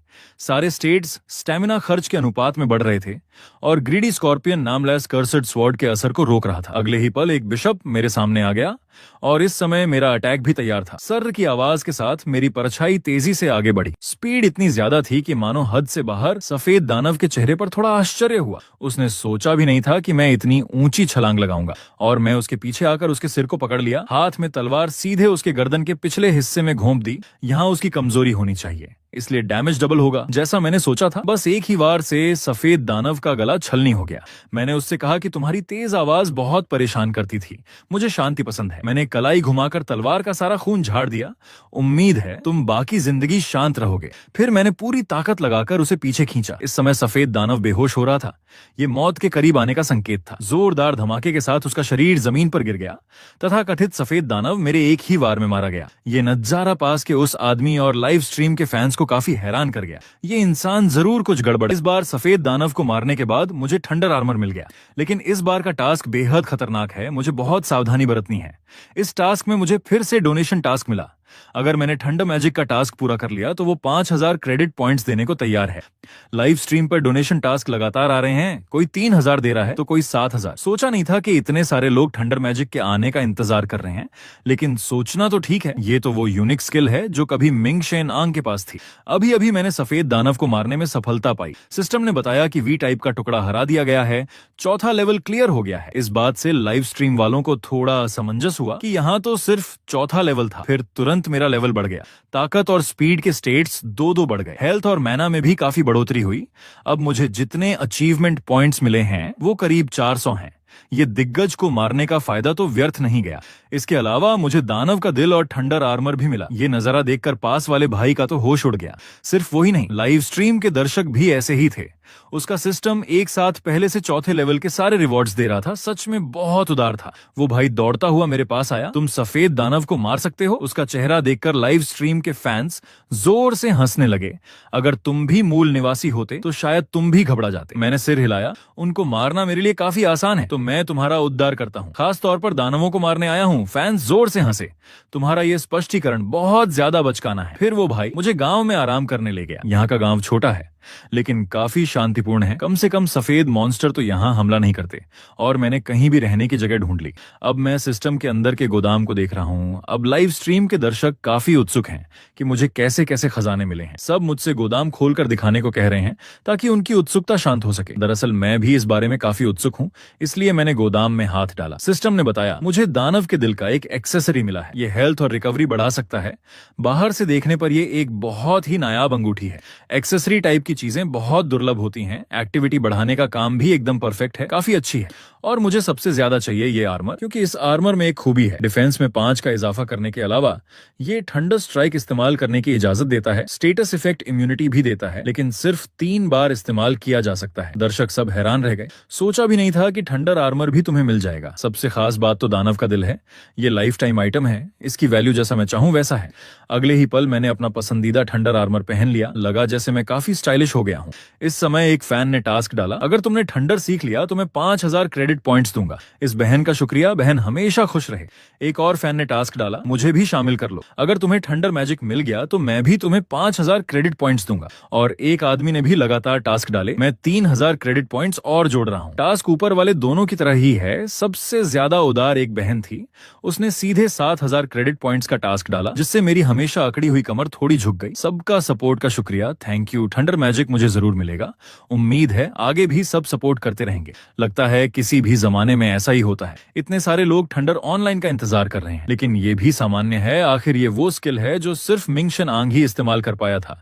अगर मैं ये सीख गया तो इसी बहाने क्या मैं स्ट्रीमिंग की दुनिया में खूब पैसे नहीं कमा सकता? मेरे दरवाजे पर दस्तक हुई। आने वाला था एक सुनहरे बालों वाला लड़का और एक निशान वाला भाई। निशान वाले ने मुंह खोला। तुम्हें बहुत देर से परेशान किया, माफ करना। ये हैं पेलियस सर, विलेज नाइट ऑर्डर के कप्तान। फिर मैं उनके साथ बाहर निकल गया और सफेद दानव के बारे में कुछ बुनियादी जानकारी ली। उन्होंने बताया कि हाल ही में दानवों के हमले अक्सर हो रहे हैं, जिससे आसपास के कुछ गांवों के लोग काफी परेशान हैं। इसलिए हमारे नाइट्स पूरी तरह तैयार हैं, 24 घंटे अलर्ट पर रहते हैं। गाँव वालों की सुरक्षा के लिए हमने उन्हें कह रखा है कि वो बिना जरूरत के बाहर न निकले। निशान वाले के चेहरे पर मुस्कान आ गई। ऐसे तनाव भरे माहौल में तुम्हारे जैसा ताकतवर बाहरी इंसान मिलना वाकई बहुत दुर्लभ है, कप्तान ने कहा। मैंने सुना है कि मेरी गैर मौजूदगी में तुमने हमारे गांव की रक्षा की। कृपया मुझे गांव वालों की तरफ से तुम्हारा शुक्रिया अदा करने दो। मैंने उसे इतना विनम्र न होने को कहा। मैंने तो बस वो किया जो कोई भी करेगा। ये कप्तान पेलियस, मैं उसे भी जानता हूँ। ये गांव का प्रतीक है, एक बहादुर नाइट जो दानवों से लड़ता है, उसने कहा। हाल ही में एक रिकॉन मिशन के दौरान उन्होंने दानवों के सरदार का पता लगाया है। वो दानवों से एक बार और हमेशा के लिए पंगा लेना चाहते हैं। फिर उन दोनों ने मेरे सामने झुककर प्रार्थना की कि मैं उनकी मदद करूं, चाहे उन्हें मरना पड़े तो भी वो तैयार हैं। दरअसल उन्हें ऐसा करने की जरूरत नहीं थी, क्योंकि मुझे वैसे भी टास्क पूरा करना है, इसलिए दानवों को मारना ही होगा। लाइव स्ट्रीम वाले भी आह भर रहे थे। पेलियस, यहाँ मत मरना, वो बहुत अच्छा इंसान है। उम्मीद है मैं उसे बचा सकूंगा। लाइव स्ट्रीम के कमेंट्स मैंने भी देखे। दरअसल ये सब लोग स्पॉइलर दे रहे थे, क्योंकि कहानी पहले से ही तय है। अगर मैं गलत नहीं हूं तो पेलियस की मौत अगले चरण में होनी चाहिए। ये सोचकर मैंने धीरे से हाथ बढ़ाया। मेरे इस एक्शन ने पेलियस के चेहरे पर हैरानी और खुशी दोनों भर दी। मैंने उसे अपना सिर ऊंचा रखने को कहा। मैं तुम्हारी मदद करूंगा। हम वादा करते हैं, जब तक सारे दानव न मार डालें, हम में से कोई नहीं मरेगा। पेलियस बार बार मेरा शुक्रिया अदा कर रहा था। तुम्हारे आने से मुझे पूरा यकीन है कि हमारा प्लान काफी आसानी से सफल होगा, सिस्टम ने बताया। 5वां चरण शुरू। इस बार के टास्क का नाम है सर्वाइवल। जल्द ही हम सब के सब तैयार होकर रवाना हो गए। मोटे तौर पर इस बार कुल 100 से ज्यादा लोगों की टुकड़ी थी। हालांकि इस समय मैं बिना पलक झपकाए लाइव स्ट्रीम को देख रहा था। शुरू में तो मैं उनके मैसेजेस पढ़ सकता था, लेकिन जैसे जैसे दर्शकों की संख्या बढ़ती गई, चैट की जानकारी तेजी से स्क्रॉल होने लगी। ऐसे में सामान्य रूप से बात करना नामुमकिन हो गया। अचानक आगे वाले पेलियस ने हम सबको रुकने को कहा। निशान वाले ने सामने वाले दानव की तरफ इशारा किया। वो यहाँ पूरे दिन से आराम कर रहा है। लगता है उसे डर ही नहीं कि हम उसे ढूंढ लेंगे, और सामने वाला ये आदमी ही दानवों का सरदार है। सिर्फ उसके शरीर के ढांचे से ही पता चलता है कि ये आदमी बहुत खतरनाक है। पेलियस ने टास्क बांटना शुरू किया। वो छिपकली बनेगा और फिर मुझे पीछे से अटैक करने को कहा। हालांकि मैंने सीधे उसके कंधे पर हाथ रखकर उसे रुकने को कहा। मैं चाहता हूं कि पेलियस थोड़ा सावधान रहे, क्योंकि मुझे लग रहा है आसपास कुछ ठीक नहीं है। सामने वाला आदमी साफ तौर पर एक झांसा है। आसपास निश्चित रूप से सिर्फ पत्थर वाला दानव ही नहीं है। इस बार मिंगशन आंग ने अकेले ही सफेद दानव को चुनौती देने का फैसला किया। तमाम सफेद दानवों के घेरे के बीच उसका एक ही लक्ष्य है, वो है सामने वाला दानवों का सरदार। जब तक सरदार मारा गया, ये खेल खत्म हो जाएगा। अभी अभी हम सबने एक अकेले सरदार को देखा तो हमने मिलकर उसे खत्म करने की तैयारी की। तभी मैंने सामने वाले पेलियस को रोका। सावधान रहो, ये एक जाल हो सकता है। मेरे बोलते ही जमीन के नीचे से तेज कंपन की आवाज आने लगी। इस पल सबके चेहरे पर डर साफ नजर आ रहा था। बिना किसी शक के वो दानवों से घिर चुके थे, और मैंने आखिरकार पहचान लिया कि सामने वाला सरदार हमें फंसाने का एक जाल था। अगले ही पल उस सरदार ने अचानक अपनी आंखें खोली। फिर उसकी विशाल आंखें हमारी दिशा में घूम गईं। तभी उसके आसपास बहुत सारे दानव जमीन के अंदर से निकल आए। लगता है शुरू से ही हमारी कोई उम्मीद नहीं थी। हम सरदार के पास भी नहीं पहुंच सकते। जैसे ही हम पास आते हैं, ये दानव प्रकट हो जाते हैं, और इतनी तादाद कि हम चंद आदमी उनका सामना ही नहीं कर सकते। पेलियस तो डर से पागल हो चुका था। उसका रंग बेहद खराब हो गया था। उसने सोचा था ये एक अच्छा मौका है, लेकिन निकला सबको बर्बाद कर दिया। सफेद दानव निकलने के बाद सिपाहियों पर हमला करने लगे। नीचे वाले लड़ने की कोशिश कर रहे थे, लेकिन ज्यादातर लोगों की हिम्मत जवाब दे चुकी थी। बस सर्र की आवाज आई। एक आदमी को सफेद दानव ने जिंदा फाड़कर खा लिया। इस डरावने नजारे ने उनके दिलों पर गहरा साया डाल दिया। उसने काली हंसी हंसते हुए कहा, तुम लोगों जैसे अकिंचन इंसान हम पर हमला करने की सोच सकते हो? कितने हास्यास्पद हो। पेलियस लगातार जोर से चिल्ला रहा था, सब लोग जल्दी से पहाड़ी के नीचे भागो। इसलिए सब लोग भागने लगे। अब तो 7/22 का ख्याल भी नहीं था। अपनी जान बचाना जरूरी था। सभी सफेद दानवों ने एक साथ आसमान की तरफ जोरदार चीख लगाई। लगता है वो अब बहुत उत्साहित थे। आखिर फिर से इंसानों के साथ खेलने का मौका मिल गया था। देखते देखते टीम में फिर से मारे जाने के मामले सामने आने लगे। कोई आगे बढ़कर किसी को बचाना चाहता था तो 2 आदमियों ने उसे रोक लिया। होश में रहा, देर हो जाएगी। उनके इस टाल मटोल करने के कारण ही सफेद दानव उनके पास आ चुका था। पेलियस ने जोर से चिल्लाकर कहा, तुम सब लोग जल्दी भागो, यहाँ पहले हम संभालते हैं, ये तकदीर है, सब लोग पीछे हटो। पेलियस ने उन्हें उनके घर में इंतजार कर रहे परिवार और इस गांव के बारे में सोचने को कहा। ये अंत नहीं है, हम फिर से इकट्ठा होकर वापस आएंगे। उसकी बातें सुनकर सबको ठीक भी लगा, इसलिए सब जल्दी से पहाड़ी से नीचे भाग गए। ऊपर सिर्फ निशान वाला और पेलियस बचे थे, लेकिन पेलियस को लगा कि वो अकेले ही यहाँ काफी है। आखिर इस छोटी टीम को आगे चलकर निशान वाले की जरूरत पड़ेगी, तभी मैं धीरे धीरे उनकी तरफ आ रहा था। ये देखकर पेलियस को हैरानी हुई। उसने मुझसे कहा, भाई तुम भी जल्दी भागो, नियम कायदे फिर से बनेंगे और दानवों का सामना करेंगे, यहाँ पहले मैं संभाल लेता हूँ। हालांकि मैंने धीरे से तलवार निकाली। तुम अभी जो बोल रहे हो वो तो मेरी डायलॉग है, तुम और निशान वाला भागो जल्दी, ये सब मुझ पर छोड़ दो। ये देखकर कि वो नहीं भाग रहा, मैंने फिर से पूछा, मेरी बात हो गई, तुम अब तक क्यों नहीं भागे? वो मेरी बात का मतलब बिल्कुल नहीं समझा, इसलिए मैंने और सीधा कहा, तुम्हारे यहाँ रहने से मैं आजादी से काम नहीं कर सकता, क्योंकि तुम बाधा बन रहे हो। अगर तुम हट करके नहीं भागे तो हम सब यहीं मरेंगे। पेलियस दरअसल बहुत ही नेक था, भले ही मेरी बात सच थी या नहीं, लेकिन वो किसी बाहरी को अकेला छोड़कर खुद नहीं भाग सकता था। मुझसे दोबारा कहने को मत कहना, सच में तुम्हारे यहाँ रहने से मुझे परेशानी होगी। ये कहते ही पेलियस कुछ नहीं बोला और भागने लगा। तो मैं बाकी लोगों को इकट्ठा करता हूँ, कृपया किसी भी तरह मेरे आने तक यहाँ टिके रहना। और मैं यही चाहता था, जैसे ही वो गया तो मैं इस युद्ध में मरने से बच सकता था और साथ ही बिना किसी रोक टोक के लड़ भी सकता था। पेलियस भागते हुए बार बार पीछे मुड़कर कह रहा था, भाई मैं तुम्हारी एक जान का कर्जदार हूँ, तुम बस टिके रहो, मैं जरूर वापस आकर तुम्हें बचाऊंगा। और दूसरी तरफ दानवों ने भी हमला करना शुरू कर दिया। उनके शरीर से सुनहरी किरणें निकलने लगीं। इस समय मैं उनकी तरफ बढ़ गया, दोनों बड़ी स्किल्स एक साथ ऑन कर दी। जैसे ही एक दानव पेलियस को पकड़ने वाला था, मेरी रफ्तार फिर से बढ़ गई। तुम्हारा मुकाबला मुझसे है, मेरी इजाजत के बिना तुम कहीं नहीं जा सकते। अगले ही पल मैंने उसकी टांगें काट दी, जिससे वो आगे नहीं बढ़ पाया और मैं लगातार उनकी रफ्तार को कम करता रहा। सबसे आगे वाले दानव की टांग मैंने काट दी थी। इस तरह उनकी चाल को सीमित कर दिया। सफेद दानव ने सोचा भी नहीं था कि एक छोटी सी परछाई उन्हें इतना नुकसान पहुंचा देगी। मेरे अटैक की वजह से मैंने उन्हें काफी नुकसान पहुंचाया था और मैंने 2 दानव मारकर 20 अचीवमेंट पॉइंट्स भी हासिल किए। हालांकि ये सिर्फ एक कोशिश थी, लेकिन इस तरह अकेले छूट जाने की आदत मुझे अब भी नहीं है। सच में बहुत याद आती है वो पुराने दिनों की टीम के साथ अच्छा तालमेल। दूसरी तरफ पेलियस पागलों की तरह गांव पहुंचकर लोगों को इकट्ठा करने की कोशिश कर रहा था। भागते भागते वो अचानक रुक गया। उसने देखा कि उसके पीछे कोई दुश्मन नहीं है। क्या इतने सारे सफेद दानवों को उसने अकेले ही रोक रखा है? ये सोचकर उसके होंठ कुछ अधीरता से सिकुड़ गए। उसे जल्द से जल्द और लोगों को ढूंढकर मुझे बचाने के लिए वापस आना होगा। उम्मीद है मैं उसके आने तक टिक सकूंगा। और वो ये नहीं जानता था कि असल में एक तरफ मैं अकेले फंसा हुआ लग रहा था। दरअसल मैंने अकेले ही उन सबको घेर रखा था। लाइव स्ट्रीम के कमेंट्स के मुताबिक उन्हें लगा कि मैं थोड़ा बहुत पागल हो गया हूँ। उन्होंने ऐसी लड़ाई कभी नहीं देखी थी, ये तो आत्मघाती जैसा है। और पेलियस के गांव की ताकत से वापस आकर मदद करना तो नामुमकिन था। अब मेरे अलावा उनमें वो लोग भी थे जिन्हें मरना तय था, जैसे पेलियस और उसके साथी। मेरी मौजूदा स्थिति के हिसाब से शायद मैं सबको बचा सकता हूँ। जल्द ही 2 सफेद दानव मुक्के बरसाते हुए मेरी तरफ दौड़े और मैंने भी हमला करने का मुद्रा बना लिया। उसी पल मैंने फुर्ती से बचाव किया और उसकी छाती पर एक वार कर दिया। फिर एक बड़ा कदम बढ़ाकर दूसरे दानव की जांघ काट दी। आसानी से लड़ाई जीतने के लिए उनकी चाल को सीमित करना जरूरी है। मेरी मौजूदा ताकत से अब एक ही वार में एक दानव मारना कोई मुश्किल नहीं रह गया है। लगता है वो इतने मुश्किल नहीं है। असली सवाल ये है कि मैं इस तलवार की ताकत पर कितनी देर निर्भर रह सकता हूँ। इसलिए मेरा पहला लक्ष्य सरदार का पता लगाना है। सिर्फ उसी को खत्म करने से ये सब सही मायने में खत्म होगा। मैंने एक दानव के कंधे पर कदम रखा, गर्दन घुमाकर चारों तरफ सरदार की दिशा देखी और उसी के साथ ही एक ही वार में उस दानव का सिर काट दिया। फिर से कुछ पॉइंट्स मिले। अब मेरी रफ्तार बहुत तेज है। मुझे उन छोटे मोटे मॉन्स्टरों से कोई लेना देना नहीं है। जल्द से जल्द सरदार का लक्ष्य तय करना है। तभी एक दानव बहुत चालाक निकला। उसने अपना मुंह इतना बड़ा खोल रखा था जैसे वो मेरे मुंह में कूदने का इंतजार कर रहा हो, लेकिन उसे पता नहीं था कि उसका इंतजार सिर्फ मेरे पैरों की मार थी। सर्र सर्र की आवाज के साथ मैंने लगातार दानवों के चेहरों पर कदम रखते हुए छलांगे लगाईं। मेरे इस हिम्मत और जोखिम वाले अंदाज को देखकर लाइव स्ट्रीम वालों के होश उड़ गए। मेजबान सच में कमाल का है। एक कदम गलत पड़ते ही फौरन मौत। हवा में लड़ना कभी मिंगशेन आंग का खासा हुनर था। अब एक और निकल आया है। ग्रीडी स्कॉर्पियन नामला इस डैम स्वॉर्ड के असर का विरोध कर रहा है। उपयोगकर्ता की जीवन ऊर्जा और आत्मिक शक्ति वापस लौट रही है। इससे मुझे थोड़ी राहत मिली। लगता है स्टैमिना खर्च में कोई फर्क नहीं पड़ा है। उपकरण वाकई अलग ताकत देते हैं। जब तक मैं अपनी सीमा के अंदर हूं, मुझे जल्द से जल्द बॉस को मार गिराना चाहिए। जल्द ही मैंने सामने सरदार का ठिकाना ढूंढ लिया। बस थोड़ा और पास पहुंच जाऊं तो उसे मार सकता हूं। हालांकि तभी उसने अचानक एक संत जैसी मुस्कान दिखाई। ये मुस्कान देखकर मेरा दिल कांप उठा। इसी समय सरदार ने पलटकर हमला किया। अगर मैं इसे एक ही वार में खत्म नहीं कर पाया तो मरने वाला मैं ही होऊंगा। जल्द ही उसका हमला पूरी ताकत से तैयार हो गया।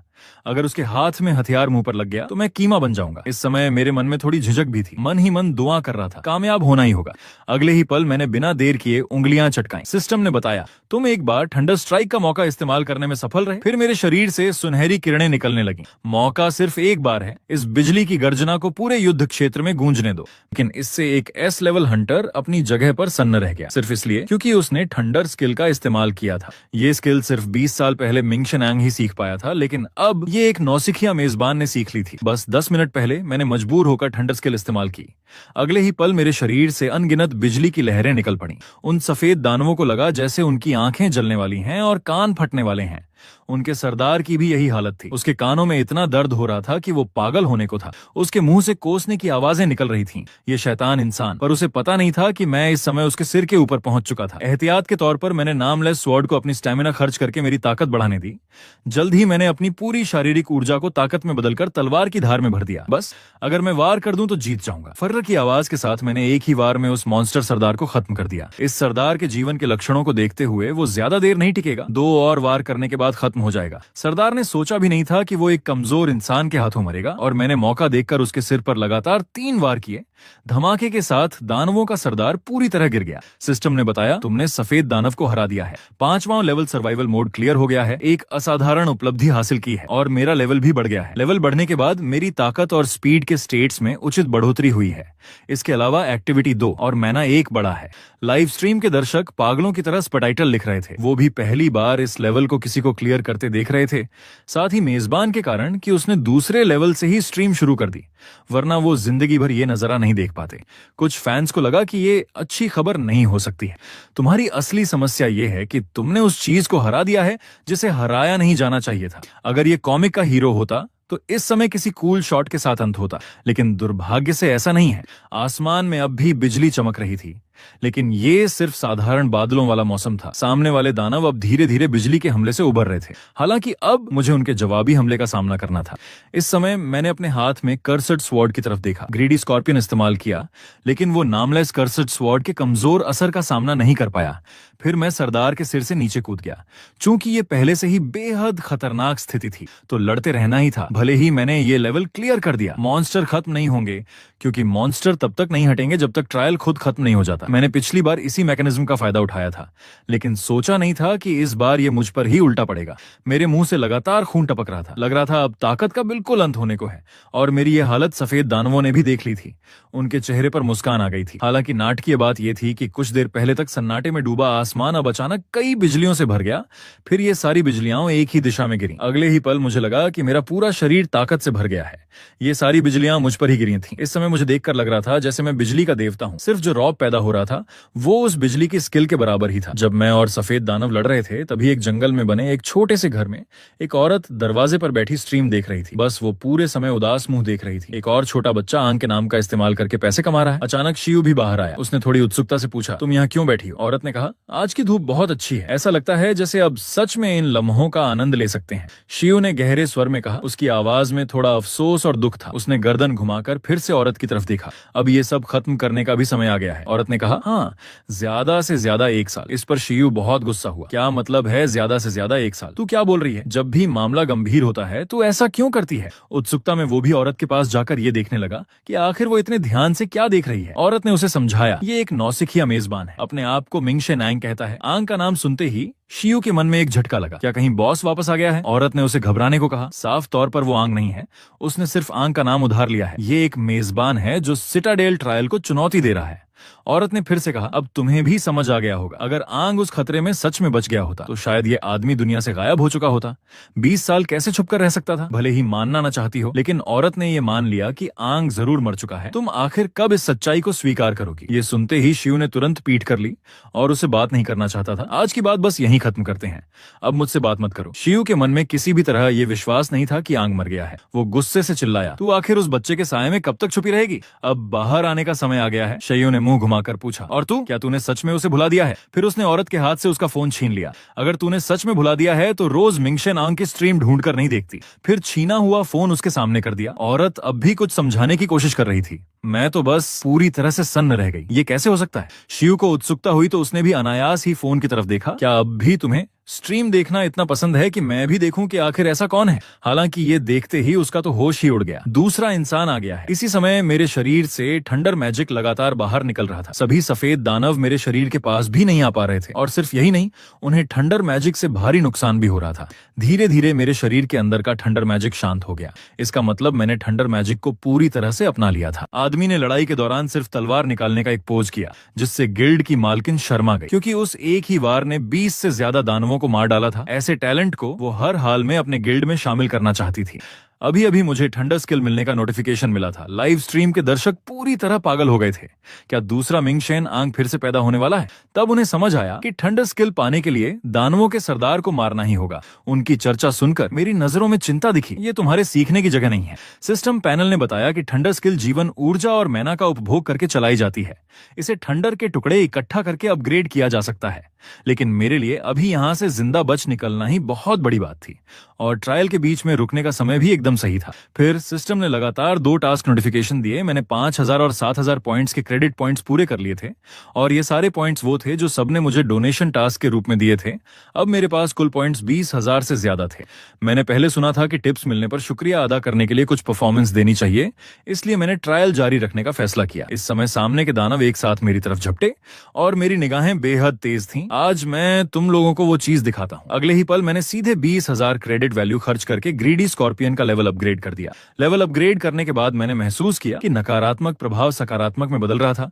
मैं बहुत चाहता था कि ये तुरंत पूरे शरीर में फैल जाए, लेकिन अब मैंने सारी बिजली अपने दाहिने हाथ में इकट्ठा कर ली थी। मैं यहीं रुक सकता था, लेकिन मैं थोड़ा और मौज भी करना चाहता था। अगले ही पल मैंने जोर से एक कदम आगे बढ़ाया। सामने के दानवों से बिल्कुल नहीं डरा। सामने वाले दानव के चेहरे पर जीत की मुस्कान आ चुकी थी, लेकिन उन्हें पता नहीं था कि वो अपने जीवन के आखिरी पलों में प्रवेश कर चुके थे। फिर मैंने सारी बिजली को तलवार के शरीर में भर दिया। सिस्टम ने बताया, बिजली अब नामलेस कर्सड स्वॉर्ड में निवास कर रही है। मैं जोर से हंसा। ये समय एकदम सही है। अब देखना है कि सामने के दानव मेरे इस वार को झेल पाते हैं या नहीं। तलवार एक बार चलाई तो लाल रंग की तेज रोशनी तेजी से आगे बढ़ी। इस एक वार में सामने के सभी दानव 2 हिस्सों में कट गए। वो बचाव भी नहीं कर पाए, और तलवार की ये ताकत वहां नहीं रुकी, लगातार आगे बढ़ती रही। हालांकि ये एनर्जी मुड़ती नहीं थी, लेकिन मैंने आड़ा वार किया था, इसलिए सामने वाले सभी दानव बच नहीं सकते थे। 10 सेकंड बाद मेरे शरीर पर लाल रोशनी धीरे धीरे गायब हो गई। मैंने मन ही मन कोसा, बहुत ज्यादा मौज कर ली, सारी ताकत खत्म कर दी। मुझे थोड़ी ताकत वापस जाने के लिए बचाकर रखनी चाहिए थी। अब तो लगता है चलना भी मुश्किल हो जाएगा। हालांकि अच्छा ये रहा कि उस एक ही वार में सारे दानव ढेर हो गए। मैंने लंबी तलवार जमीन पर सीधी खड़ी कर दी, और आधे उकड़ू में इस तरह बैठा रहा कि गिरा नहीं। इसी समय मेरे पीछे कुछ लोगों का दल आया, और ये लोग थे वो लौटने वाले निशान वाले और उनके साथी। वो सच में अपने वादे के मुताबिक मुझे बचाने वापस आए थे। जब पेलियस ने सामने का नजारा देखा तो वो सन्न रह गया। उसकी नजरों में अविश्वास था। फिर वह तेजी से मेरे पास आया। मेरे उद्धारकर्ता, तुम ठीक तो हो? आवाज सुनकर मैंने पीछे मुड़कर देखा। कितना अच्छा है, वो सच में वापस आए थे। फिर मुझे लगा जैसे मेरा दिमाग घूम गया हो और सब कुछ धुंधला होने लगा। ये तो बेहोशी के लक्षण थे। हालांकि पेलियस सच में बहुत बेवकूफ है। वो वापस आ ही गया। अगर मैंने ये सारे दानव नहीं मारे होते तो क्या वो सब यहाँ मरने आए थे? और दूसरी तरफ गिल्ड बिल्डिंग में 2 लोग बहुत टेंशन से बॉस की पत्नी को देख रहे थे। बॉस की पत्नी ने मुझे ट्रायल क्लियर करते ही देखा, फिर बिना कुछ कहे सोफे पर बैठ गई और दोनों हाथों से चेहरा ढक लिया। पार्टनर ने मैनेजर से पूछा, क्या इसके लिए उसने सच में इतना कुछ करने का सोचा था? ये मुझसे मत पूछो, मैं औरतों का दिल बिल्कुल नहीं समझता। इस समय बॉस की पत्नी के शरीर में हल्की कंपन थी। वो बोली, ये तो बहुत बुरा हो गया, लगता है मैं प्यार में पड़ गई हूँ। 20 साल पहले जब वो छोटी लड़की थी तब उसने ऐसा एहसास कभी पाया था। आंख को मैसेज करते ही उसका मन घबराने लगा। क्या कहीं उसका मैसेज बहुत ठंडा लग रहा था? या हो सकता है उसे लगा हो कि ये सिर्फ एक ऑफिशियल मैसेज था। शायद उसमें कुछ सजावटी शब्द जोड़ने चाहिए थे, तो जवाब मिलने की संभावना बढ़ सकती थी। पार्टनर ने बेसुधी से कहा, माफ करना, वो मैसेज सच में सिर्फ ऑफिशियल था। तुम उससे प्यार करती हो या क्या? कुछ तो बोलो। बॉस ने भी ऐसे ही कहा, तू हमेशा उसे गिल्ड में शामिल करने पर जोर दे रही थी, क्या सिर्फ उसे पाने के लिए था? बॉस की पत्नी ने शर्माते हुए कहा, मैं खुद पर कंट्रोल नहीं कर पा रही हूँ। उसकी मैनेजर बनने से पहले ही मैं उसकी फैन थी, और मैंने तुमसे पहले ही कहा था, बॉस तुम ये इंसान साइन करोगे तो नुकसान नहीं होगा, इसकी मैं गारंटी लेती हूँ। तुम सोचो, जो थंडर पावर सिर्फ मिंगशेन आंग ही पा सका था, अब वो थंडर पावर उसने हासिल कर ली है। यानी यही भविष्य का दूसरा मिंगशेन आंग है। पार्टनर को इससे कोई मतलब नहीं था, बस उसकी सैलरी बच गई, यही बहुत था।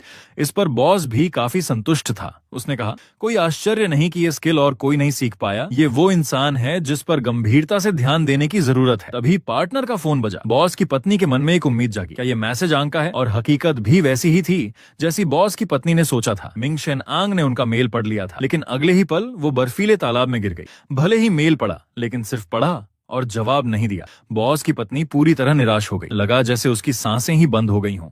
यह आदमी तो खड़े खड़े ही मर गया। ये पहली बार देखा है। क्या इसके लिए ताबूत मंगवाना चाहिए? शायद नहीं। इसी समय ई स्पोर्ट्स रूम में एक विश्लेषक था जो हंटर फाइटिंग का स्ट्रीम करता था।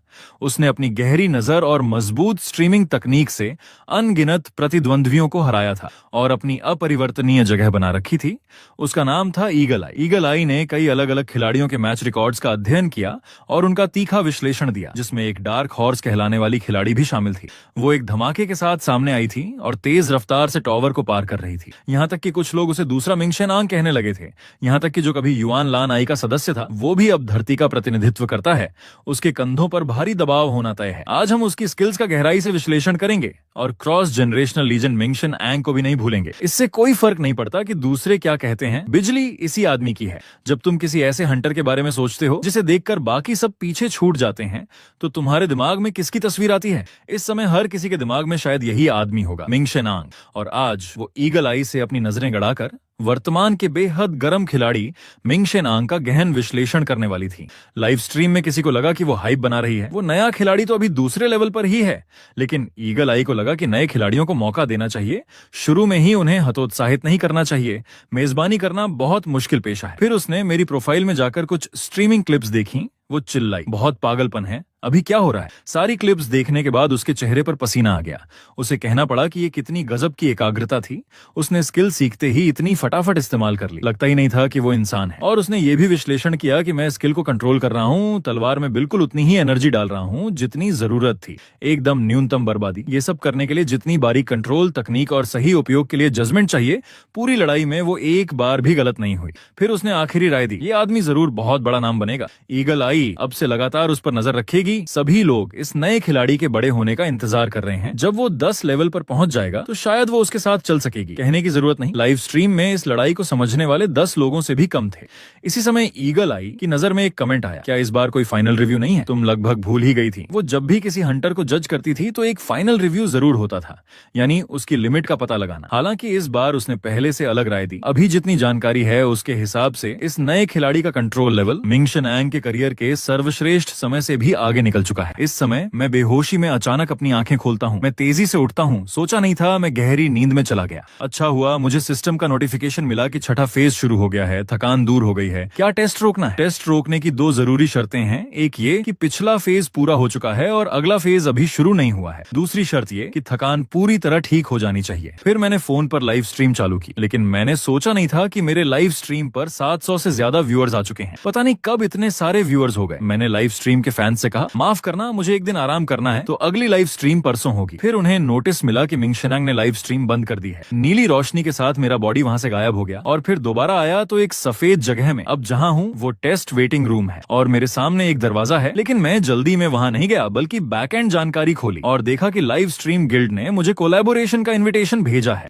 मैंने धीरे से मास्क उतारा, सोचा ये कोई स्पैम मेल है, लेकिन फिर मैं रुक गया। ये तो आधुनिक सबसे बड़ी एंटरटेनमेंट कंपनी लगती है। 2 घंटे बाद मैं फिर उसी कॉफी शॉप में आया। मैंने कहीं बैठकर इस कंपनी के बारे में पढ़ना शुरू किया। ये एक बहुत बड़ी एंटरटेनमेंट कंपनी है जिसके मैनेजर एक्टिवली इन्वेस्ट करते हैं और स्ट्रीमर्स की तेजी से ग्रोथ में सहायता करते हैं। सच में नहीं सोचा था कि ये दुनिया ऐसी हो जाएगी। यहाँ तक कि ऐसी कंपनी भी है और साइज काफी बड़ा है। फोन पर एक और पॉपअप आया। हॉकाई का अगला टारगेट नया स्ट्रीमर मिंग शेन आंग है। कहा जाता है उसका कंट्रोल स्किल ओरिजिनल से भी बेहतर है। लगता है ये हॉकाई भी कैंगटियन के साथ हो गया है। वो एक सीधा साधा बेबाक कमेंटेटर है, लेकिन मेरे लिए टैलेंट स्पॉट करने की उसकी नजर काफी सटीक है। उसने मुझे एक ही बार में पहचान लिया। ठीक उसी समय एक और कदम कॉफी शॉप में आया और उसने भी हॉकाई का ट्रेंडिंग टॉपिक देखा। मन में बहुत बुरा लगा और मुंह में 2 गालियां दी, क्योंकि हॉकाई ने कमेंट किया था कि इस आदमी के कंट्रोल स्किल ने अपने चरम समय के मिंग शेन आंग को भी पीछे छोड़ दिया होगा। ये बात उस आदमी को बहुत बुरी लगी। मेरे साथ मजाक मत करो, वो तो बस मुश्किल से दूसरे लेवल तक पहुंचा एक रूकी है। ये कहकर वो न केवल गुस्सा हुआ, बल्कि उसे लगा कि हॉकाई की नजर खराब है। उसके दूसरे लेवल को पार करने के बाद वो हॉकाई की आंखें निकाल लेगा। फिर उसने जोर से थूक जमीन पर थूका। उसके लिए आज एक बहुत बुरा दिन था, लेकिन दरवाजे में घुसने के बाद उसे लगा कि आज और भी बुरा हो गया, क्योंकि उसने एक पुराने दोस्त को देखा। इस समय मैंने उसके आने पर ध्यान नहीं दिया, भले ही देख लेता तो ज्यादा परवाह नहीं करता, और उसे लगा जैसे आज उस पर कोई बुरा असर है। जिधर देखो उधर आंग आंग। जैसे ही फोन खोला, आंग ही आंग उसे बहुत परेशान कर दिया था। इसलिए अब वो मुझे देखकर बहुत नाराज है और चाहता है कि मुझसे अपना गुस्सा निकाले। मेरे बगल में भी एक खाली सीट थी, वो मेरी तरफ आया। ये आदमी कोई ईमानदार नहीं है। उसने एक कोहनी मारकर मेरे ऊपर कॉफी गिरा दी। मैं जल्दी से उठा। ये आदमी क्या कर रहा है? क्या आंखें नहीं है? गौर से देखा तो आइजैक था। ये शख्स फिर से परेशानी लेने आया है क्या? आज मेरे पास उसके लिए समय नहीं है। आइजैक ने हंसते हुए कहा, क्या बात है मेरा प्यारा आंग, आजकल अक्सर तुझसे मिल रहा हूँ। लगता है ये लेवल सच में बहुत छोटा है। मैंने बस एक नजर देखा और फोन चलाते हुए वहाँ से जाने लगा। जब मैं जा रहा था तो उसने मुझसे कहा, क्या चाहता है कि मैं तुझे एक नई कॉफी लाकर दूं? जब तू हमेशा के लिए बेपैसा है, तुझे मेरा एहसान मानना चाहिए, है ना? लेकिन मैंने उसे इग्नोर कर दिया। इससे उसकी आंखों में गुस्सा भर आया। उसकी नजर में मैं एक छोटा सा किरदार हूँ, लेकिन अब ये छोटा सा किरदार उसका अपमान कर रहा है। जैसे ही मैं दरवाजे पर पहुंचा, आइजैक ने मुझे आवाज दी, क्या मैंने तुझे जाने दिया? मैंने मुड़कर उसकी गुस्से से भरी आंखों को देखा। क्या तुझे अभी भी कुछ काम है? अगर कुछ नहीं तो कृपया मेरा टाइम बर्बाद मत कर। मेरी ये बात सुनकर वो गुस्से से मेरा कॉलर पकड़ लिया। तू बहुत बदतमीजी न कर, जल्दी से अपने चेहरे से वो अकड़ निकाल, नहीं तो मैं तुझे पीट पीट कर दांत तुड़वा दूंगा, जैसे पहले तुझे चूर चूर कर दिया था। मैंने माफी मांगी और साथ ही अपना हाथ उसकी कलाई पर रख दिया। मैंने हल्का जोर लगाकर उसका हाथ झटक दिया। आज मेरे पास तुझसे खेलने का टाइम नहीं है। अगर परेशानी करनी है तो किसी और के पास जा। आइजैक के मन में थोड़ा सदमा लगा। क्या इस आदमी की पकड़ हमेशा से इतनी ताकतवर थी जिससे उसका हाथ थोड़ा कांपने लगा? फिर मैंने उसकी तरफ ध्यान नहीं दिया और सीधा चला गया। और जो तेरी कलाई दुख गई वो मेरी कॉफी की कीमत चुकाने के बराबर है। Thank you. मेरी बातों ने आइजैक के चेहरे का गुस्सा पूरी तरह से बाहर ला दिया। तू कब इतना गुस्सैल हो गया? मुझे वापस आ। लेकिन जवाब में मैंने सिर्फ दरवाजा बंद करने की आवाज दी। मैंने जोर से दरवाजा बंद कर दिया। आइजैक ने एक लंबी सांस ली। वो चाहता था इस बार चुपचाप टॉवर चढ़े, लेकिन इस बार सच में उसका गुस्सा भड़क उठा। लगता है तुझे अच्छी तरह सबक सिखाना पड़ेगा, तभी तू मेरी ताकत जानेगा। सिर्फ तू ही नहीं बल्कि वो नया स्ट्रीमर भी। तुम दोनों ने मुझे पागल कर दिया। कॉफी शॉप से बाहर निकलने के बाद मुझे अचानक एक बात याद आई। वो एंटरटेनमेंट कंपनी का मैसेज तो मैंने अभी तक रिप्लाई नहीं किया था। ये सोचकर मैंने उस गिल्ड को मैसेज भेजा, हम जल्द ही मिलेंगे। इसके बाद मैं अंडरग्राउंड सिटी की तरफ चल दिया, भगोड़े छिपकलियों के छिपने के स्थान के कमरे में। मेरा लालच दिल अनाम कर्ज के उलटे इफेक्ट से जूझ रहा है। अब मेरा बॉडी धीरे धीरे इस प्रोसेस में ढल रहा है। उसे दूसरे हंटर राक्षस छिपकली के नाम से पुकारते हैं। राक्षस छिपकली को बहुत स्वादिष्ट खाने की गंध आ रही लगती है। उसके मुंह से लगातार पानी टपक रहा था। पिछली बार जैसी दुर्घटना से बचने के लिए बिजली की ताकत पर रियल कंट्रोल करने के बाद मुझे इसका टेस्ट करना है। इस भगोड़े छिपकली पर इसका टेस्ट करता हूँ। सामने वाली इस छिपकली के खिलाफ मैं अपनी 9वीं स्किल का उपयोग करके यह देखने का फैसला करता हूँ कि क्या एक ही वार में ये मर सकती है। अगले ही पल मेरे पैरों ने हल्का जोर दिया। मेरे पैरों के नीचे सुनहरी बिजली चमकने लगी। फिर मेरा बॉडी एक छलांग लगाकर सामने वाले राक्षस छिपकली से भिड़ गया। मेरे लिए इस छिपकली को मारना बहुत मुश्किल नहीं होना चाहिए। मैंने इसे कई बार मारा है।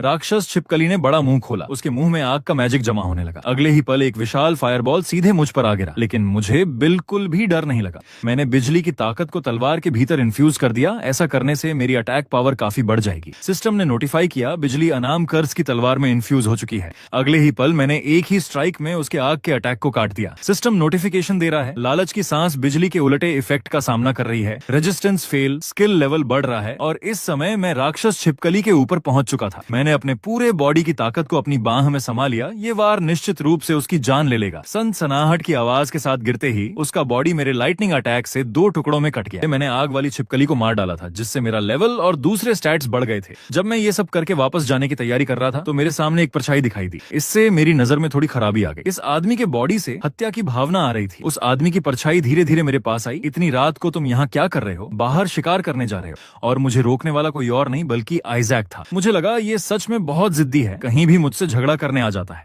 आइजैक ने भी ध्यान से सोचा था, लेकिन जितना सोचा उतना गुस्सा आया, इसलिए मुझसे लड़ने आ गया। आइजैक ने सुझाव दिया, क्यों ना आज ही एक अंत कर लें। मैंने मन में ठंडी सांस ली। पता नहीं वो किस अंत की बात कर रहा है। दूसरी तरफ पहले वो स्ट्रीमर एक दुकान में आया। उसके अंदर घुसते ही एक हाथ ने उसे इशारा किया और ये आदमी गिल्ड का प्रेसिडेंट था। वो इस बार हॉकाई से मेरी स्थिति जानने के लिए मिला था। हॉकाई ने हंसते हुए कहा, बहुत दिनों बाद मुलाकात हुई है, तुम्हारे लाइव स्ट्रीम के नंबर्स कैसे हैं? हॉकाई को लगता है कि हाल ही में लाइव स्ट्रीम कुछ खास नहीं चल रही। व्यूअर्स पुराने चेहरे ही हैं, इसलिए नंबर्स में भी कोई बदलाव नहीं आया। प्रेसिडेंट ने एक घूंट चाय पीकर कहा, असल में ये सबसे अच्छा है, स्टेबल रहना अच्छा है, धीरे धीरे जो आता है वो जल्दी नहीं गिरता। हॉकाई ने प्रेसिडेंट से जल्दी से अपनी बात रखने को कहा। वो बहुत बिजी है, यहाँ सिर्फ उसकी चाय पीते हुए देखने नहीं आया। प्रेसिडेंट ने जल्दी ही अपनी मंशा जता दी, तुमने कल जिस मिंग शेनांग के बारे में कमेंट किया था, क्या वो सब सचमुच सच थी? ये बात सुनकर हॉकई को थोड़ा आश्चर्य हुआ। तुम उस रूकी के बारे में पूछ रहे थे और हकीकत वही है जो मैंने कही। सिर्फ टैलेंट की बात करें तो मुझे लगता है वो अपने चरम के मिंग शेनांग से भी बेहतर है, लेकिन क्या वो सच में दूसरे मुकाम तक पहुंच पाएगा, ये कहना मुश्किल है। तुम्हें मेरी बात समझ में आ गई होगी। प्रेसिडेंट ने सिर हिलाया। लगता है सच में उसे लाइव स्ट्रीम गिल्ड में शामिल करना जरूरी है। ये बात सुनकर हॉकई खुद ही हैरान रह गया। बॉस की नजर सच में अच्छी है। मेरा कहना है कि तुम अभी, जब इसकी पॉपुलैरिटी बहुत कम है, तभी इसे अपने पास बुला लो। कंडीशंस वो जैसी चाहे रखे। प्रेसिडेंट को भी हॉकई की बात सही लगी। अभी हॉकई से ये सुनकर उसका मन शांत नहीं हो रहा था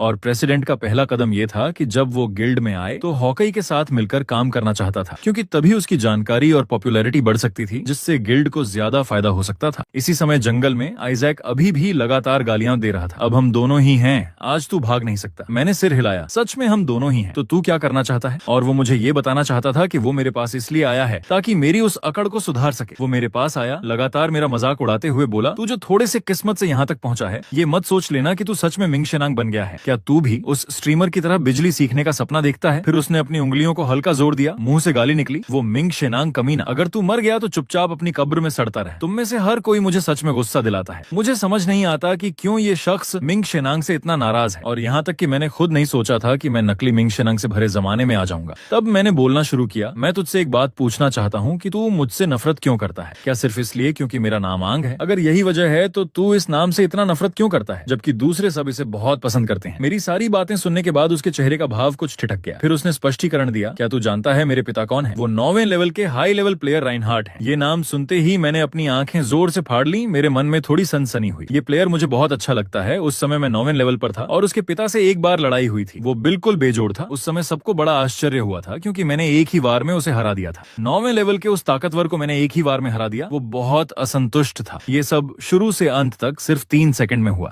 मेरा नाम लेते हुए सुनकर आइजैक पूरी तरह से गुस्सा हो गया। तुझे मेरे पिता का नाम सीधे लेने का कोई अधिकार नहीं है। अब मुझे भी समझ आ गया। तो तू उस एक ही वार वाले तलवारबाज से नफरत करने का कारण यही है। लेकिन क्या तूने कभी सोचा है मैंने इस वजह से कितना दुख उठाया है? तेरी यातनाओं में मैं लगभग मर ही गया था। अगले ही पल आइजैक ने अपने दोनों हाथों पर जल्दी से आग की 2 लपटें जमा कर ली। मुझे चुप कर एक शब्द और बोला तो मैं तुझे मार डालूंगा। उसकी आग की लपटों के लगातार फैलने के साथ मेरे पीछे भागने का रास्ता आग की लपटों से घिर चुका था। मैंने मन में एक आह भरी। लगता है लड़ाई के बिना काम नहीं चलेगा और मैं महसूस कर सकता हूँ ये शख्स सच्चा है। ये मुझे मारना चाहता है जैसा कि मैंने सोचा था। आइजैक ने गुस्से से कहा, मैं तेरे बॉडी को आग की इस लपटों में दफना दूंगा और छिपकलियों के छिपने की ये जगह तेरी कब्र होगी। मुझे आंग नाम से घृणा होने लगी है और उसकी बनाई ब्लू आई टीम तो बिल्कुल बेकार है। सब उसके साथ 20 साल पहले मर गए। ये बातें सुनकर मुझे बहुत गुस्सा आया। मुझे गाली देना तो ठीक है, लेकिन मेरे साथियों को गाली देना बिल्कुल सही नहीं है। आइजैक को लगता है कि ब्लू आई मेंबर्स की मौत पूरी तरह से उनकी अपनी करतूत थी। इस बात से उसकी खुशी बढ़ गई। उसने सोचा होगा कि वो नर्क के किसी कोने में अपने किए की सजा भुगत रही होगी। अगले ही पल उसने मेरी तरफ आग का गोला फेंका। तेरे नाम में भी आग है तो तू भी उसी तरह मर जा। पांव की आवाज के साथ एक विशाल आग की लपटें आसमान की तरफ उठी। ताकत सच में छोटी नहीं थी। अपना सबसे ताकतवर अटैक करने के बाद आइजैक ने एक लंबी सांस ली। उसने अपना चेहरा ढंक लिया जैसे दुख हो रहा हो। ये मेरी गलती है। मैंने अपनी ताकत को बहुत कम समझा, जिससे एक ही वार में तू मर गया। लेकिन जैसे ही उसने अपनी हथेली खोली उसके चेहरे पर संतुष्टि का भाव आ गया। अब जब तू मर चुका है तो मैं अब उस मास्क पहनने वाले बच्चे को ढूंढूंगी। अचानक मेरी आवाज उसके दिमाग में गूंजी, क्या तू ये मास्क कह रही है? सामने धुएं के बीच से मेरा बॉडी साफ दिख रहा था और उस समय मैंने मास्क पहन रखा था। रियल मिंग शेनांग बन चुका था। आइजैक को ये बिल्कुल इम्पॉसिबल लगा। तू मेरे अटैक को खाली हाथों से रोक सकता है।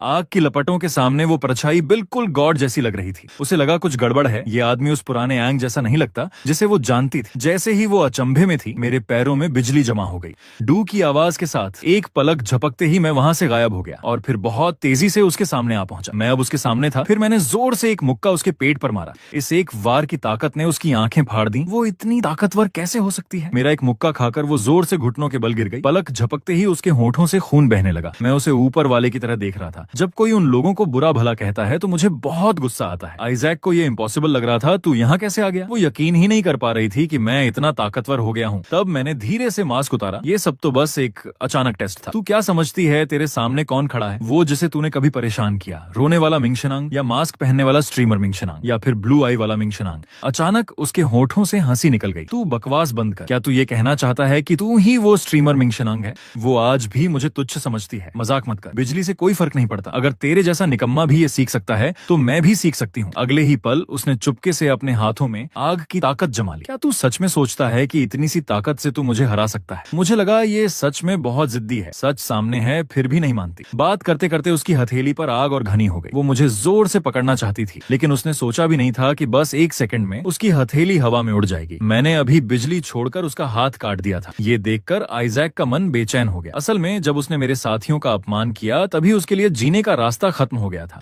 मैं अब उसकी इतनी बातें सुन रहा था, ये पहले से ही उसे बहुत इज्जत देना था। वो मेरी बातों का मतलब कुछ नहीं समझ पाई। ध्यान से सोचने के बाद उसने एक अंदाजा लगाया कि उसके सामने वाला शख्स बिल्कुल भी पुराना मिंगशन नहीं है। आखिर कब से ये शख्स दूसरे रूप में बदल गया, ये सवाल वो खोज नहीं पाई। लेकिन अब आइजैक को एक बात समझ में आ गई थी कि उसके सामने वाला शख्स ब्लू आई वाला मिंगशन है। लेकिन आखिर ऐसा क्यों हुआ? जो मर चुका था वो किसी दूसरे के बॉडी में कैसे आ गया? अगले ही पल मैंने उस पर वार कर दिया। उसके आखिरी समझदारी वाले शब्द सुनने के बाद मैंने उसकी जिंदगी खत्म कर दी। गेम का समय खत्म हुआ। ये सब करने के बाद मैं धीरे धीरे वहां से चला गया। मैंने आज उसके साथ जो किया वो एक्स्ट्रा सर्विस ही थी। ऐसा बिहेवियर हर किसी को नहीं मिलता। उसके गिरने के बाद मैंने खुद से कहा, उसकी जान इस बॉडी को उधार देने का बदला मान लो। 2 घंटे बाद एक रेस्तरां में कर्मचारी सब हैरानी से मुझे देख रहे थे। ये आदमी क्या कर रहा है? उसका पहनावा मिंग शेनांग के कट्टर फैन जैसा लग रहा था। मेरा एक सिद्धांत है कि स्ट्रीमर मिंग शेनांग को अपना चेहरा नहीं दिखाना चाहिए। विरोधियों को तुम्हारी शक्ल नहीं पता होनी चाहिए। ये काफी बड़ा एडवांटेज है। कुछ देर बाद एक औरत भी उस दुकान में घुसी। तुम्हें बहुत देर से मिला, माफ करना। औरत के चेहरे पर थोड़ी घबराहट थी। मैं वही हूँ जिसने तुमसे कांटेक्ट किया था और वो लाइव स्ट्रीम गिल्ड की मालकिन है। मैं तुम्हारी भविष्य की एजेंट यू जोंग हूँ, तुम्हारी भविष्य की एजेंट। मैंने जल्दी से उठकर उससे बात की। मैं नया स्ट्रीमर मिंग शेनांग हूँ। मालकिन मुझसे मिलकर बहुत खुश हुई। मालकिन ने मुझे करीब से देखा तो उसके मन में और भी उत्साह आ गया। ये तो बिल्कुल एक जैसा है। लगता है वो सच में 20 साल पहले से जीवित है और उसने मास्क से चेहरा ढक रखा है। इसके पीछे जरूर कोई वजह होगी। जब वो नहीं बोलती तो मैं भी नहीं पूछता। इस समय मैंने कहा, क्या कुछ गड़बड़ है? उसने कहा, कुछ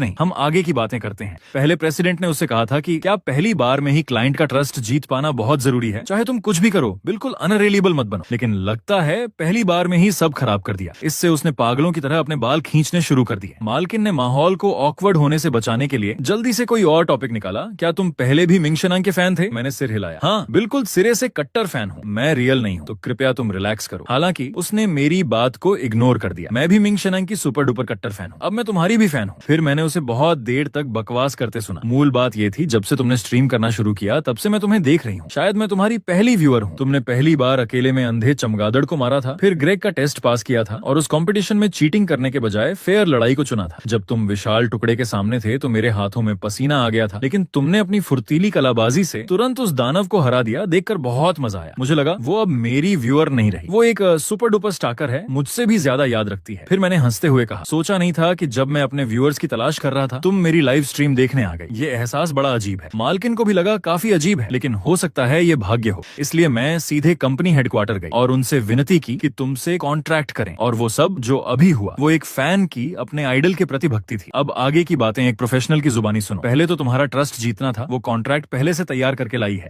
और वो जानती है कि तुम बहुत बिजी हो, इसलिए वो सीधा जरूरी बातों पर आती है, जैसे commercial ads, event live stream, best clips इत्यादि। हमारी कंपनी तुम्हारे लिए बनाएगी। मिंग शेनांग ब्रांड से जितना भी एक्स्ट्रा वैल्यू प्रोड्यूस किया जा सकता है। मैंने सीधा पूछा, मुझे क्या करना है? उसने कहा, तुम्हें बस पहले की तरह लाइव स्ट्रीम चालू रखनी है, बाकी कुछ भी नहीं करना है, बस इतना ही। मुझे लगा ये बहुत ज्यादा नहीं हो गया? क्या तुम्हारे गिल्ड में सभी स्ट्रीमर्स के साथ ऐसा बिहेवियर करते हो? असल में ऐसा नहीं है। आखिरकार मैंने बिजली का तरीका सीख लिया है, इसलिए बिहेवियर अलग है। और सिर्फ हमारा डिपार्टमेंट ही नहीं, पूरी कंपनी के हायर अफसर तुम्हें बहुत अच्छी रेटिंग देते हैं। फिर मेरा एक और सवाल था, क्या सभी एजेंट तुम्हारे जैसे होते हैं? इस बात से मालकिन को थोड़ी शर्मिंदगी हुई। दूसरे लोग मुझसे ज्यादा प्रोफेशनल हैं। बिल्कुल नहीं कि मैं प्रोफेशनल नहीं हूँ। असल में मेरा ये मतलब नहीं था। मुझे बस लगा कि मालकिन का रुतबा बिल्कुल एक साधारण हंटर जैसा नहीं है। क्या सच में अब हंटर्स का लेवल इतना बढ़ गया है कि इतने ताकतवर लोग भी एजेंट बन रहे हैं? इसका मतलब असल में ये है कि अब से मैं जिन विरोधियों का सामना करूंगा वो और भी ताकतवर होंगे। इसलिए मेरे पास आराम करने का टाइम नहीं है। मुझे और भी तेजी से आगे बढ़ना होगा। मालकिन की तरफ से अब भी पछतावा हो रहा था। उसे यकीन था कि उसने दूसरों पर बहुत अनरिलेबल इंप्रेशन छोड़ी है। क्या होगा अगर उसने ऑफर ठुकरा दिया? अगर सच में ऐसा हुआ तो क्या उसे सिर्फ इच्छा शक्ति के बल पर कॉन्ट्रैक्ट इंप्लीमेंट कर देना चाहिए? तभी मैंने धीरे से हाथ बढ़ाया। मैं देख सकता हूँ तुम एक बहुत ही ट्रस्ट करने लायक इंसान हो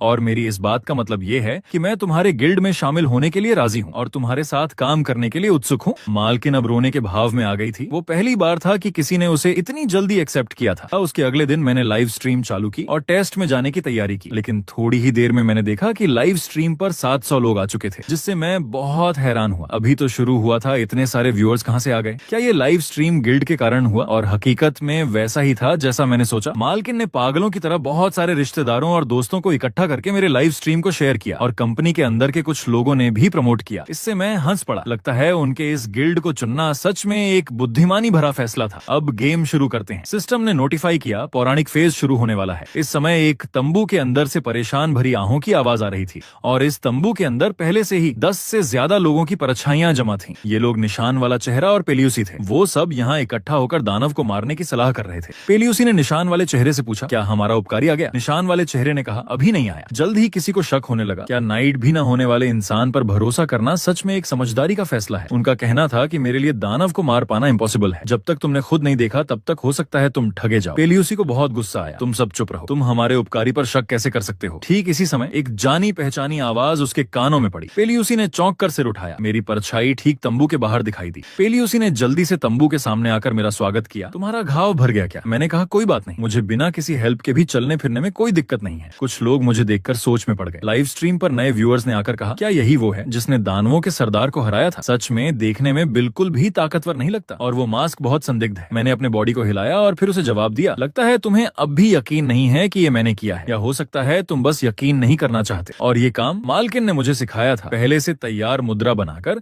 मेन कंट्रोल फ्रीक्वेंसी को एडजस्ट किया जा सकता है। इस तरह सिर्फ लाइव स्ट्रीम के व्यूअर्स ही देख सकते हैं। सोचा नहीं था कि इस उबाऊ मौके पर यह फीचर बहुत काम आएगी। लाइव स्ट्रीम पर किसी ने मैसेज भेजा, तू अपने आप को बहुत बड़ा मत समझ। फिर कोई मुझसे हाथ मिलाना चाहता था। बूढ़े आदमी ने खुद का नाम डेल बताया। तुमसे मिलकर बहुत खुशी हुई। मैंने भी शिष्टाचार से जवाब दिया। उसने कहा वो उस समय गांव की रखवाली कर रहा था। फिर सब लोग दबकर मर गए और उन्हें दबाने वाला कोई और नहीं बल्कि वो चीज थी। उससे वो चीज सुनकर, क्या यहाँ दानव से भी ज्यादा खतरनाक कोई है? जैसा कि तुम जानते हो, रियल दानव वो होते हैं जिन्होंने कभी देवताओं से युद्ध लड़ा था। वो कहीं बंद कर दिए जाने के बाद गायब हो गए और अब जो दानव दिखते हैं वो ज्यादातर अधूरे हैं, जो उन ओरिजिनल दानवों के विचारों और निशानों से बने हैं। लेकिन जब मैंने सरदार को हराया तो जो दानव निकला वो बिल्कुल अलग था। वो आदमी पौराणिक दानवों के काफी करीब था। सोचा नहीं था कि वैसी चीज सच में होती है। लाइव स्ट्रीम पर किसी ने चर्चा शुरू कर दी, क्या वो 8वें लेवल का राक्षस है? पूरे तंबू में हर कोई दबे मन से डर के माहौल में आ गया था, क्योंकि उनमें से कोई भी नए दिखने वाले दानव के खिलाफ कुछ नहीं कर सकता था। मैंने कहा, ये सब छोटी बात है। जब नया एनिमी आ गया है तो उसे हराओ। मेरी बातें सुनकर उन्हें कुछ राहत मिली। लेकिन लाइव स्ट्रीम पर नेगेटिव फैंस ने फिर बोलना शुरू कर दिया, तुझे तो बहुत भरोसा है, पता नहीं कैसे मरो। पेलियुसी ने जोर से कहा, मैं तुम्हें बताता हूँ, एक पुरानी कहानी आज भी मशहूर है। उस हाथों हाथ बादलों को छूती हजारों साल पुरानी छोटी पर कहा जाता है कि वहाँ बिजली के टुकड़े छिपे हैं और पेलियुसी को विश्वास है कि उन्हें सिर्फ एक आदमी ढूंढ सकता है और वो हूँ मैं। इसी समय दूसरी तरफ एक गांव में भयानक आग लगी हुई थी और गांव वाले सब जान बचाकर भाग रहे थे, सिर्फ इसलिए कि उनके सामने बहुत सारे दानव आ गए थे। इन दानवों के पीछे एक बहुत विशाल लंबे बालों वाला दानव भी था। वो कह रहा था वो अपने बेटे का बदला लेगा। फिर उसने एक हाथ में गांव के सिपाही को पकड़ा, फिर हल्का जोर लगाते ही उसका बॉडी चूर चूर कर दिया। उसने कसम खाई कि वो इंसानों के खून से अपने बेटे को शांति देगा। और थोड़ी ही दूर पर मैं उस परछाई को घूर रहा था। लगता है ये चीज सच में पहले वाले दानवों से कुछ अलग है, बहुत ताकतवर लग रही है। लाइव स्ट्रीम के व्यूअर्स भी पूरी तरह से डर गए थे। ये आदमी कितना बड़ा है। मैंने अपने घोड़े को हाँका। मेरा दिमाग तेजी से घूम रहा था कि इस दानव को कैसे खत्म किया जाए। लाइव स्ट्रीम पर किसी ने मुझसे ये काम न करने को कहा, ऐसे तो तू जरूर मरेगा, वो दानव बिल्कुल तेरे बस का नहीं है। याद किया पहले पेलियुसी ने मुझसे क्या कहा था, वहाँ पहुँचने में लगभग 3 दिन लगेंगे। अगर टाइम पर बिजली नहीं मिली तो मैं चाहता हूँ तुम यहाँ से हट जाओ। यही एकमात्र रास्ता है। अपनी सेफ्टी के लिए प्लीज इसका पालन करना। जल्द ही मैं हजारों साल पुराने पहाड़ पर पहुँच गया। दानव को मारने के लिए बिजली का होना बिल्कुल जरूरी है। शायद यही इस पूरे टेस्ट का मूल है। मैं अभी बहुत ताकतवर नहीं हूँ, लेकिन मुझे पूरा भरोसा है कि इस टॉवर में कोई भी लेवल ऐसा नहीं है जिसे मैं पार न कर सकूं। ये कहने के बाद मैंने मन में गाली दी। मैंने अपनी पुरानी मुहावरा क्यों कह डाली। सच में लाइव स्ट्रीम के कमेंट में किसी ने कुछ याद किया, ये बात कहीं सुनी लगती है और बहुत फेमिलियर है, लेकिन अच्छा हुआ उन्हें कुछ भनक नहीं लगी। जल्द ही मेरे सामने बहुत सारे काम के नोटिस आ गए। कुछ व्यूअर्स ने मुझे पैसे भेजे। मैंने घोड़ा हाँका। अब मैं हजारों साल पुराने पहाड़ की तलहटी में पहुंच गया था। पेलियुसी की बात मानकर लगता है बिजली के टुकड़े यहीं छिपे हैं, लेकिन अब मुझे एक और मुश्किल आ गई, वो ये कि बिजली के टुकड़े कैसे मिले। मैंने इस पहाड़ के पत्थर को छुआ तो पता चला ये पहाड़ नॉर्मल पहाड़ों से कई गुना सख्त है। पहले पेलियुसी ने मुझसे कहा था बिजली के टुकड़े सिर्फ लेजेंड्स में होते हैं, चाहे वो कोई स्पेशल पावर हो, कोई चीज या कोई इंसान, असल में कोई नहीं जानता। और अफसोस की बात है कि वो लोग पहाड़ की स्थिति और लेजेंड के अलावा कुछ नहीं जानते। लेकिन एक बात पक्की है कि जिसने कभी बिजली पर काबू पाया उसने अकेले ही दानवों का सफाया कर दिया। इसी समय बाहर मालकिन को प्रेसिडेंट का फोन आया। उसने बहुत खुशी से बताया कि उसने कॉन्ट्रैक्ट सक्सेसफुली कर लिया है। फोन के दूसरी तरफ से भी खुलकर हंसी की आवाज आई, बहुत बढ़िया किया। फिर प्रेसिडेंट ने उसे अच्छे से काम करने को कहा, बाद में उसे कुछ गोल्स भेज देंगे। फोन रखने के बाद मालकिन उत्साह से बिस्तर पर लेट गई और मेरी लाइव स्ट्रीम देखने लगी। सभी हर बार मेरी लाइव स्ट्रीम देखना मालकिन का सबसे पसंदीदा काम था। जल्द ही उसने लाइव स्ट्रीम खोली। हालांकि उसी समय उसने मुझे कहते सुना, इस टॉवर में कोई भी टेस्ट ऐसा नहीं है जिसे मैं पार न कर सकूं। इससे मालकिन का मन थोड़ा हिल गया। फिर वो तुरंत उठी। ये आदमी सच में क्या अपने मन की बात कह बैठा। वो बात 20 साल पहले की है। 20 साल बाद उसने इतने सारे लोगों के सामने फिर से कह दी।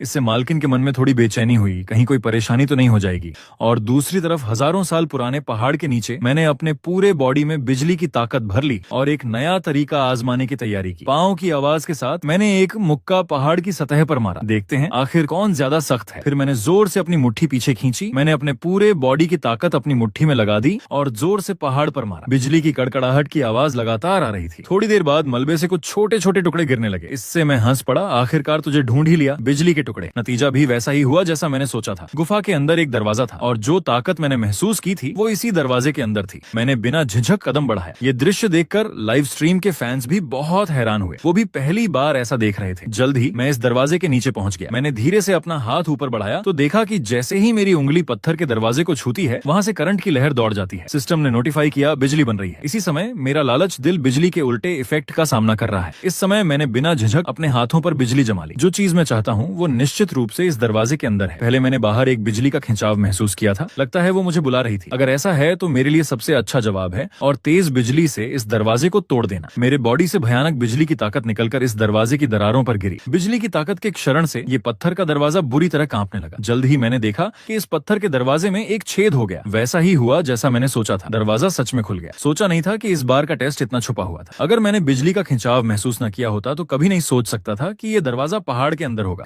मैंने पैर उठाकर धीरे धीरे अंदर कदम रखा। मैं पहले चली गई राह पर बिजली के नाम से फिर से चलूंगा और मेरे दरवाजे के अंदर जाने के बाद ये दरवाजा फिर से बंद हो गया। अगर मैंने अंदर का फेज पूरा नहीं किया तो मैं यहाँ से बाहर नहीं निकल सकता। इसी समय दूसरी तरफ फेलियूसी अभी भी कई सेनापतियों के साथ स्ट्रेटेजी बना रहा था। उनमें से एक बूढ़े ने उससे पूछा, क्या तुम्हें सच में भरोसा है कि वो आदमी बिजली की ताकत हासिल कर सकता है? इस बारे में पेलियूसी को पूरा भरोसा था। वो जरूर ऐसा कर सकता है। अगर वो भी नहीं कर सकता तो इस दुनिया में कोई दूसरा नहीं कर सकता। बूढ़े को थोड़ा आश्चर्य हुआ। पेलियूसी इतना अजनबी पर भरोसा करता है? और उसने इसका स्पष्टीकरण देते हुए कहा, उसने पहले ही अपनी ताकत साबित कर दी है, इसलिए मुझे कोई शक नहीं है। हालांकि बूढ़े ने एक और आवाज सुनी, भले ही बिजली पर कब्जा कर लिया तो भी कुछ नहीं बदलेगा, हम सब मरेंगे। गर्दन घुमाकर देखा तो एक सैन्य अफसर दीवार के कोने में कांप रहा था। उसने अपने दृष्टिकोण से उस दानव की ताकत देखी थी, इसलिए उसे लगता था कि कोई भी उस दानव को नहीं हरा सकता। पेलियूसी ने उसे ढांढस बंधाया कि इतना मत सोच, हम इतनी आसानी से हार नहीं मानने वाले, इसलिए मैं तुमसे कहता हूँ उस आदमी पर भरोसा रखो, वो जरूर चमत्कार कर सकता है। ये सैन्य अफसर पूरी तरह से टूट चुका था। तुम बोलने में आसान हो, तुम उस दानव की ताकत का अंदाजा नहीं लगा सकते। इस समय उसकी उंगलियां खून से लथपथ हो चुकी थीं, लेकिन उसे इसकी परवाह नहीं थी। और फिर ठीक उसी समय तंबू के बाहर भयानक आवाज आई। इतने जोर के वाइब्रेशन से मेज पर रखे गिलास भी हिलने लगे। जल्द ही एक सैनिक तेजी से तंबू में घुसा। एक बुरी खबर है, वो दानव आ गया है। इस पल तंबू में कोई भी चुप नहीं बैठा। सबके चेहरे पर हैरानी के भाव थे। इसी समय गुफा के अंदर मैं इस गुफा में आने के बाद पूरी तरह सतर्क हो गया था। मुझे नहीं पता था कि जो चीज मुझे खींच रही थी वो मुझसे आखिर क्या करवाना चाहती है। मैं इस गुफा में बहुत देर तक चलता रहा, लेकिन कुछ भी नहीं मिला। लाइव स्ट्रीम के किसी फैन ने कहा, कुछ भी नहीं है, ऐसी बात नहीं है, बल्कि बिजली इतनी तेज है कि दिखाई ही नहीं देती। ये बात सच थी। बिजली गिरने से पहले बिजली सिर्फ बिखरे हुए कण होते हैं, इसलिए कॉमन आदमी उन्हें देख ही नहीं सकता। मैं भी शामिल हूँ, क्योंकि कणों की स्पीड आंखों से देखी नहीं जा सकती। इसलिए मैंने धीरे से अपनी आंखें बंद कर ली। 3 दिन बाद मैंने गुफा की गहराई में और तेज बिजली को महसूस किया जो मुझे पुकार रही थी। मैंने अचानक अपनी आंखें खोली। मेरे मन में कुछ अंदाजे आने लगे थे, इसलिए मैंने झुककर जमीन से एक पत्थर उठाया, फिर तेजी से उसे आगे फेंक दिया। वैसा ही हुआ जैसा मैंने सोचा था। इनविजिबल बिजली हवा में हर तरफ फैल रही थी। मैं जितना अंदर जाता उसकी रिएक्शन उतनी ही तेज होती जाती। जल्द ही मैंने जो पत्थर फेंका था वो तेज रफ्तार के कारण चूर चूर हो गया। लाइव स्ट्रीम के व्यूअर्स ये देखकर दंग रह गए। इससे मेरे चेहरे पर पसीना आ गया। लगता है बहुत खतरनाक है। लगता है इस फेज का टेस्ट सहन शक्ति का है।